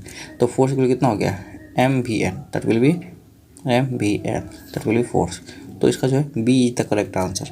आगे चलिए नेक्स्ट क्वेश्चन 69 में हम बात करेंगे। यहाँ पे क्या दे रखा है, a bullet in the motion hits the gun, hits and get embedded in the soil, resulting on the frictionless table. What is concept? तो सिंपल सा बात है, अगर मान लीजिए ऐसा कुछ होगा ना, एक बुलेट है मोशन में हिट कर रहा है किसी भी यहाँ पे टारगेट को, इस टारगेट में एम्बेड हो जाता है, धंस जाता है, ठीक है। यहाँ पे और क्या हो रहा है, हिट करने के बाद क्या हो रहा है, सॉलिड रेस्टिंग इन फ्रिक्शनलेस टेबल। इस तरीके से ये सॉलिड है, फ्रिक्शनलेस टेबल पर रेस्ट कर रहा है, तो ये भी क्या चलने लगेगा ना। तो इसमें क्या होता है, मोमेंटम जो होता है ना, क्या होता है, वो कंजर्व होता है। तो 69 की अगर हम बात करें यहाँ पे, तो that will be the correct answer. तो मोमेंटम जो है इसमें कंजर्व होगा, आपको ध्यान रखना है। आगे बात करते हैं यहाँ पे 70 में क्या दे रखा, a Diwali rocket ejected 0.05 kg of gases per second at velocity 400 metre per second, the acceleration of force rocket on the rocket. देखिए इसमें सिंपल सा बात है, क्या होगा ये आपको समझना है। तो सबसे पहले इसमें दे रखा है यहाँ पे कि ये जो रॉकेट है इजेक्ट कर यहाँ पे, यहाँ से हम मास की बात करें तो मास इक्वल दे रखा है मेरे पास 0.05 kg, ठीक है। और यहाँ पे वेलोसिटी की बात करें तो वेलोसिटी दे रखा है 400 मीटर पर सेकेंड, ठीक है यहाँ पे। और दूसरी बात क्या रखा है, टाइम जो है ना पर सेकेंड, टाइम 1 सेकेंड की बात कर रखा है, ठीक है। तो इसमें अगर हम उसको सॉल्व करें, ठीक है, तो क्या होगा यहाँ पे, अच्छा यू मान लीजिए कुछ नहीं था, यहाँ पे जीरो होगा इस तरीके से। यहाँ पे दिवाली का रॉकेट जो है इजेक्ट करे इतना गैसेस पर सेकेंड, तो इनिशियल स्पीड यहाँ पे जीरो से शुरू किया होगा। तो एक्सेलरेशन हो गया आपको v minus U upon T, मतलब अगर आप बात करें फोर्स इक्वल होता है m इंटू ए, है ना। तो m तो आपको मिल गया 0.05 kg। ए की बात करें ना तो इसको लिख लेते हैं यहाँ से direct, that will B 0.05 kg, ठीक है। यहाँ से 0.05 इंटू दैट विल बी 400, ठीक है, इंटू इनिशियल वैसे जीरो अपन टाइम हो गया 1 सेकेंड। तो अगर बात करें यहाँ पे तो 0.05 into 400 that will B point उड़ेगा तो 100 आएगा, ये जीरो जीरो कर गया, 5 इंटू 4 दैट इज 20, है ना, न्यूटन। तो 20 न्यूटन जो होगा इस पर फोर्स लगेगा, तो 20 Newton that will be the B the correct answer, है ना। इस तरीके से इसका आंसर हो जाएगा, ठीक है। तो आगे क्वेश्चन क्या है देखिए, वो क्या दे रखा है। तो इसमें क्वेश्चन क्या है, a man sitting in a train is moving in facing the engine, है। तो मान लीजिए एक ट्रेन है, ट्रेन में ये इंजन है मान लीजिए, ठीक है। यहाँ से ये चल रहा है आगे की ओर, इसमें आदमी कोई बैठा हुआ इस तरीके से मान लीजिए, और ये क्या कर रहे हैं, he lodges a coin up, he tosses a coin होना चाहिए ना, टॉसेस अ कॉइन अप। तो ये कॉइन को ऊपर की ओर उछालता है यहाँ पे ना, और कॉइन जो है यहाँ पे फॉल्स बिहाइंड हिम, कॉइन जो है यहाँ पे गिरता है, उछल के यहाँ से यहाँ गिरता है इस तरीके से। तो इसका मतलब क्या रखा है कि द ट्रेन इज मूविंग, तो ट्रेन तो सीधी बात आगे की ओर चल रहा है, इसका मतलब तभी ना आगे की ओर चल रहा है और ये गिर गया, ठीक है। वेलोसिटी अगर सेम होता ना तो ट्रेन उछालता है कॉइन को, तो कॉइन यहीं गिरता, क्यों, क्योंकि कॉइन को जो वेलोसिटी मिला ट्रेन का मिला था, है ना। इसका मतलब क्या है कि ट्रेन स्पीड बढ़ रहा है धीरे धीरे, ट्रेन का स्पीड बढ़ रहा है, बढ़ेगा तभी क्या होगा, कॉइन पीछे आ जाएगा। तो इस तरीके से कॉइन ये क्या होगा, train is accelerating in forward direction, है ना। तो ट्रेन जो है आगे को क्या चल रहा है, स्पीड बढ़ा रहा है, स्पीड बढ़ा रही कॉइन जो है पीछे आ रहा है, ठीक है, इस वजह से। क्योंकि देखिए कॉइन को हवा में छोड़ने के बाद क्या होता है, कॉइन में कोई एक्सेलरेशन नहीं लगा, क्योंकि एयर में जब तक था तब तक सिर्फ ट्रेन में लग रहा था एक्सेलरेशन, क्योंकि इंजन लग रहा था ट्रेन में, तो ट्रेन आगे चल गया और कॉइन जो है इस तरीके से, तब तक में एक्सेलरेशन तो था नहीं इसके पास, तो ये जो है अपनी जगह पर गिरेगा, तब तक में ट्रेन आगे आ जाएगा, तो ट्रेन आगे आएगा तो ये कॉइन पीछे हो जाएगा। तो इसका ये आंसर होगा, that will be C is the correct answer. आगे देखिए 72 में क्वेश्चन क्या दे रखा है यहाँ पे, a monkey is at rest on the weightless rope which is goes over a pulley and tied a bunch of bananas at the other end. The weight of the bunch of banana exactly the same as that of the monkey. Okay. So the pulley is frictionless and the weightless. The monkey starts climb on the rope to reach the banana, है ना। At the climb the distance between him and the banana will be. तो देखिए इसमें हम इसको solve कैसे करें, पहली बात तो हम समझाते क्वेश्चन क्या क्या रखा है। एक ये मंकी है, मंकी और ये बनाना है, दोनों का जो मास है सेम है, इसका मास अगर m है तो इसका भी मास m होगा, ठीक है। और ये रोप इस तरीके से घूम के यहाँ से इसके ओवर से आया, ठीक, इस तरीके से ये रोप जो घूम के ऐसे ओवर होके यहाँ से इसके पास आया। तो हमको कहा है कि मंकी आगे चढ़ने की ओर बात कर रहा है, तो चढ़ने लगता है। तो यहाँ पे दोनों के बीच की बात करें तो यहाँ का डिस्टेंस जो कितना होगा, है ना। तो डिस्टेंस की अगर बात करें तो पहले हम इसको सॉल्व कर लेते हैं। मान लीजिए मंकी है इस तरीके से ना, ये मान लीजिए मंकी है, इसका मास m है, ठीक है, मंकी का मास। और यहाँ पे एक बनाना है, ठीक है, ऐसे मान लीजिए बनाना है, बनाना का मास m है। तो अगर मान लीजिए अगर यहाँ पे बात करते हैं नेट फोर्स कितना काम कर रहा है, जैसे मान लीजिए मंकी जो ऊपर की ओर चल रहा है, ठीक है, ऊपर चलेगा तो इसमें टेंशन T लगेगा, है ना, और इसमें भी टेंशन T लगेगा। लेकिन मंकी जैसे ऊपर चलेगा तो इसका एक्सेलरेशन हो गया मान लीजिए मंकी का a, तो बनाना का जो एक्सेलरेशन होगा दैट विल बी ऊपर की ओर। देखिए मंकी अगर ऊपर चलेगा तो मंकी का एक्सेलरेशन क्या होना चाहिए, नीचे की ओर होना चाहिए ना, a। क्यों? क्योंकि बनाना था ना ऊपर की ओर जाएगा इस तरीके से a एक्सेलरेशन से। तो मान लीजिए मंकी जो है इसको खींच रहा रस्सी को अपनी तरफ a एक्सेलरेशन से, ठीक है, तो ये बनाना ऊपर जाएगा a एक्सेलरेशन से ऊपर की ओर, है ना। तो मान लीजिए अब देखिए इसमें क्या दे रखा है, अगर यहाँ पे हम इसका FBD बनाते हैं इस मंकी का, तो ऊपर हो गया यहाँ पे टेंशन, ठीक है, और नीचे का हम कर रहे हैं mg। तो net force equal to mg हो जाएगा यहाँ पे, ठीक है। यहाँ पे जो बात करें तो T इक्वल टू हो जाएगा यहाँ पे mg प्लस का ma यहाँ पे, क्योंकि देखिए ऊपर की ओर लग रहा है यहाँ पे ये जो इस पे लगेगा फोर्स m है, ठीक है। तो that will be T equal to, या फिर ऐसे कह सकते हैं, ठीक है, net force equal to ma। तो नेट फोर्स कितना होगा, T माइनस का यहाँ पे ऊपर टेंशन और नीचे लग रहा है mg बराबर कितना हो गया ma, मास इंटू एक्सेलरेशन। तो अगर हम बात करें यहाँ पे तो आप इसमें देख सकते हैं दैट विल बी जो है बॉडी, इसका टेंशन ज़्यादा हो तो इस तरीके से यहाँ पाएगा। तो T बराबर कह सकते हैं यहाँ पे mg प्लस ma हो जाएगा इसका, ये मेन रीजन होगा, ठीक है। आगे देखिए इसमें क्या करना हमको, यहाँ पे थोड़ी ये जो है ना आप देख लीजिए यहाँ पे ये नीचे की ओर है ना, ये जो है दैट नीचे आ रहा है तो एक्सेलरेशन इसका नेगेटिव हो जाएगा इस तरीके से। अच्छा आप ऐसे बना सकते हैं इसको, कोई दिक्कत नहीं है। टेंशन हो गया, T हो गया ऊपर टेंशन, देखिए ये नीचे हो गया इसका mg, तो मंकी का मास ज़्यादा है, mg नीचे माइनस टेंशन ऊपर equal to ma net force. तो इस तरीके से हम कह सकते हैं यहाँ पे। तो या फिर टेंशन को उधर ले जाइए, तो टेंशन उधर जाएगा तो mg माइनस का ma इक्वल टू हो गया आपको टेंशन। ये हो गया आपका पहला इक्वेशन। दूसरा इक्वेशन अगर बात करें यहाँ पे, देखिए दूसरा इक्वेशन ये आ जाएगा, टेंशन T ऊपर लग रहा है, ठीक है, और यहाँ पे mg नीचे आ लग रहा है, ठीक है, यहाँ पे, और ये एक्सेलरेशन ऊपर की ओर है। तो यहाँ पे आप कह सकते हैं इस तरीके से जो है, देखिए T हो गया इसका टेंशन ऊपर लग रहा है, नीचे हो गया इसमें mg यहाँ पे, तो T माइनस का that will be mg equal to हो गया ma, है ना। तो ये अगर उधर जाएगा तो यहाँ पे क्या होगा, T बराबर mg प्लस ma। अब देखिए दोनों में टेंशन बराबर होगा, ठीक है, टेंशन बराबर होने से क्या होगा, ये दोनों का ये क्या कहते हैं यहाँ पे, चूँकि सेम स्प्रिंग यहाँ से यहाँ तक है तो टेंशन इसमें बराबर होगा। टेंशन को हम बराबर कर लेते हैं यहाँ पे, टेंशन को बराबर कर लेते क्या होगा यहाँ पे, if you increase the tension, if equating the tension mg plus का ma इक्वल टू हो जाएगा mg माइनस का ma। तो देखिए यहाँ पे m इधर आएगा प्लस हो जाएगा तो 2ma हो गया इक्वल टू mg दोनों तरफ इक्वल होगा तो कट जाएगा, यहाँ 0 बचेगा।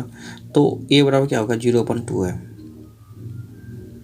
तो ये 0 हो जाएगा क्योंकि मास तो 0 हो नहीं सकता, तो एक्सेलरेशन 0 हो यहाँ पे। तो एक्सेलरेशन 0 का मतलब क्या हुआ, ये बॉडी का जो है ना, इस मंकी का ना कोई एक्सेलरेशन नहीं होगा, कोई एक्सेलरेशन मतलब जितना ऊपर चलेगा, ठीक है, और जिससे इसको लगेगा ऊपर चल रहा है ना, तो रस्सी जो उस तरीके से लूज होगा और ये नीचे आ जाएगा उस तरीके से, है ना। तो प्रॉब्लम ये होगा कि ये रस्सी के पास ये इधर पहुँच ही नहीं पाएगा इस तरीके से। तो आंसर क्या होगा, इस दोनों के बीच का डिस्टेंस रिमेन अनचेंज होगा ना। तो ये दोनों का जो डिस्टेंस होगा कभी चेंज नहीं होने वाला, ठीक है, इस तरीके से। तो इसका आंसर क्या होगा, that will be the remains unchanged, ठीक है। तो आगे हम बात करते हैं नेक्स्ट क्वेश्चन क्या, देखिए उनको सॉल्व करते हैं। यहाँ पे 73 में क्वेश्चन दे रखा है यहाँ पे, stretching force 100 newton is applied at one end of the spring, balanced and equal stretching forces is applied to the other end the same time, the reading on the balance will be. तो simple सी बात इसमें 73 में question जो कह रखा, पहले उसको समझिए क्या कह रखा, ठीक है। कि अगर मान लीजिए यहाँ से एक स्प्रिंग बैलेंस जैसे कुछ भी है ना इस तरीके से, ठीक है, स्ट्रेचिंग फोर्स लगा 100 न्यूटन का applied at one end of the spring balance है, इस तरीके से एक एंड पे 100 न्यूटन लगा गया, ठीक है, and equal stretches force applied to the other end at the same time, और दूसरे टाइम भी इधर भी लगा गया 100 न्यूटन, मान लीजिए मतलब सेम टाइम लगा गया 100 न्यूटन। तो इसमें क्या रखा है यहाँ पे कि the reading on the balance will be. तो इसमें रीडिंग क्या होगा, सिंपल बात है कि 100 न्यूटन ही होगा ना बैलेंस, क्योंकि ये इधर वाला की बात कर रहे हैं, तो इधर जो है एक्चुअली 100 न्यूटन ही फोर्स लग रहा है ना। तो 100 न्यूटन फोर्स लगने से क्या होगा, 100 न्यूटन का ही रीडिंग होगा इस तरीके से। हाँ देखिए प्रॉब्लम क्या है कि अगर हम बात करते हैं जैसे दीवार में लगाते हैं कोई भी ऑब्जेक्ट को, दीवार में अगर लगाते हैं इसको ऐसे, तो दीवार में अगर मान इसको स्प्रिंग बैलेंस को लगा खींचते हैं 100 न्यूटन लग रहा है, तो मतलब क्या हुआ कि इधर भी 100 फोर्स लग रहा है ना। इसका मतलब क्या है कि ये इधर भी 100 लग रहा है, इधर भी 100 लग रहा है। या इसको हटा के हम अब क्या करते हैं, यहाँ पे इधर भी 100 लगाते हैं, इधर भी 100 लगाते हैं और इधर भी 100 लगाते हैं। इसका मतलब क्या हुआ कि 100 दोनों लगेगा तभी आपको रीडिंग पता चलेगा यहाँ पे 100 न्यूटन का, ठीक है। ये रीजन होता है इसमें। आप अगर दोनों तरफ से अगर 100 नहीं लगाइएगा ना, तो एक तरफ से 100 लगाइएगा तो एक तरफ से आपको इसको पकड़ने के लिए लगाना ही पड़ेगा। इन दोनों के बीच में जो फोर्स लगेगा मतलब ये टोटल 100 मतलब न्यूटन का ही लगेगा फोर्स, तो इसका रीडिंग होगा 100 न्यूटन, ठीक है। तो ये इसका आंसर होगा। 74 की अगर बात करें, 74 में क्वेश्चन दे रखा है यहाँ पे, the mass of 10 kg and 20 kg respectively are connected by a massless spring. A force 200 Newton act on a 200 kg of mass, 200 नहीं 20 kg यहाँ पे, क्योंकि यहाँ फिगर देख लीजिए 20 है, ठीक है। Masses at the instant soul 10 kg mass has an acceleration 12 metre per second square. What is the acceleration of 20 kg mass? Simple सी बात है, समझिए क्वेश्चन क्या कह रखा है। ये एक ऑब्जेक्ट है, इसमें 20 kg मास, ठीक है। इसमें इधर लग रहा है फोर्स 200 न्यूटन और ये 10 kg का मास है, इसमें लग रहा है इधर फोर्स तो पता नहीं, लेकिन इसका एक्सेलरेशन जो है यहाँ पे दे रखा है 12 मीटर पर सेकेंड स्क्वायर, ठीक है। यहाँ से तो इस चीज़ का फोर्स पता चल जाएगा, फोर्स पता चल गया तो हम यहाँ पे इसका निकाल सकते हैं, है ना। तो देखिए फोर्स जो होगा यहाँ पे 10 kg वाला का क्या होगा m/a, तो m कितना है यहाँ पे इसका 10 kg है, एक्सेलरेशन 12 मतलब 120 न्यूटन इस पर फोर्स लग रहा है। तो 120 मतलब ये 120 इधर लग रहा है फोर्स, है ना। तो 120 अगर इधर लग रहा है यहाँ पे, तो इसमें हम अगर कह सकते हैं इसका एक्सेलरेशन क्या होगा, तो आपको पता है net force equal to m होगा। तो इधर 200 न्यूटन लग रहा है फोर्स और इधर लग रहा है 120, है ना, पीछे की ओर, बराबर m है कितना 20 × a, ये हो गया आपको। तो देखिए 120 माइनस 200 में से 120 आएगा 80 हो गया, 80 इक्वल टू हो गया आपको 20 है, ठीक है। तो ए कितना हो गया, ए इक्वल हो गया 80/20 मतलब 4, तो ये हो गया 4 मीटर पर सेकेंड स्क्वायर, है ना। तो इसका जो एक्सेलरेशन होगा that will B 4 metre per second square, तो बी जो होगा इसका करेक्ट आंसर होगा, ठीक है। आगे क्वेश्चन क्या रखा है इसमें, क्या है देखिए, बात करते हैं यहाँ पे physical independence of force is the consequence of. ये न्यूटन के फर्स्ट लॉ से देखिए आपको पता चलेगा कि किसी भी फोर्स का जो है फिजिकल इंडिपेंडेंस क्या होता है। जैसे मतलब क्या हुआ, कोई बॉडी चल रहा है, चलता रहेगा, रुका हुआ है तो रुका हुआ रहेगा इस तरीके से, जब तक उस पर कोई बाहर से फोर्स ना ले जाए। मतलब सिंपल सी बात है कि फोर्स का जो है डेफिनेशन जो पता चलता है ये न्यूटन के फर्स्ट लॉ से, आपको ये ध्यान रखना है। तो ये मेन जो है फोर्स का फिजिकल इंडिपेंडेंस डेफिनेशन मतलब मेन चीज़ जो है न्यूटन के फर्स्ट लॉ से पता चलता है। तो that will the correct answer. I hope ये बात आपको समझ में आया होगा। तो अगर आपको समझ में आ रहा है तो आप लाइक सब्सक्राइब प्लीज़ कर दीजिए, तो आपको हमको भी समझ में आ रहा है कि नहीं आप लोग समझ रहे हैं ना। और आप लोग थोड़ा सा बेसिकली अब कुछ तो हम मतलब आप लोगों से डिमांड नहीं कर रहे, बस लाइक एंड सब्सक्राइब कर सकते हैं आप लोग, ठीक है। चैनल फ्री है, तो आप सारे बुक्स हम सॉल्यूशन अपलोड करने वाले, इवन पियर्सन का भी करने वाला, ठीक है। तो इन सब बुक का भी सॉल्यूशन आपको अवेलेबल हो जाएगा। तो आप वो कमेंट कर सकते हैं कौन से क्लास का पियर्सन का सॉल्यूशन चाहिए, तो वो भी कह सकते हैं। पहले तो हम पहले उन्हीं को सॉल्व करेंगे, ठीक है। थैंक यू, अपना हेल्थ का ख्याल रखिए एंड टेक केयर।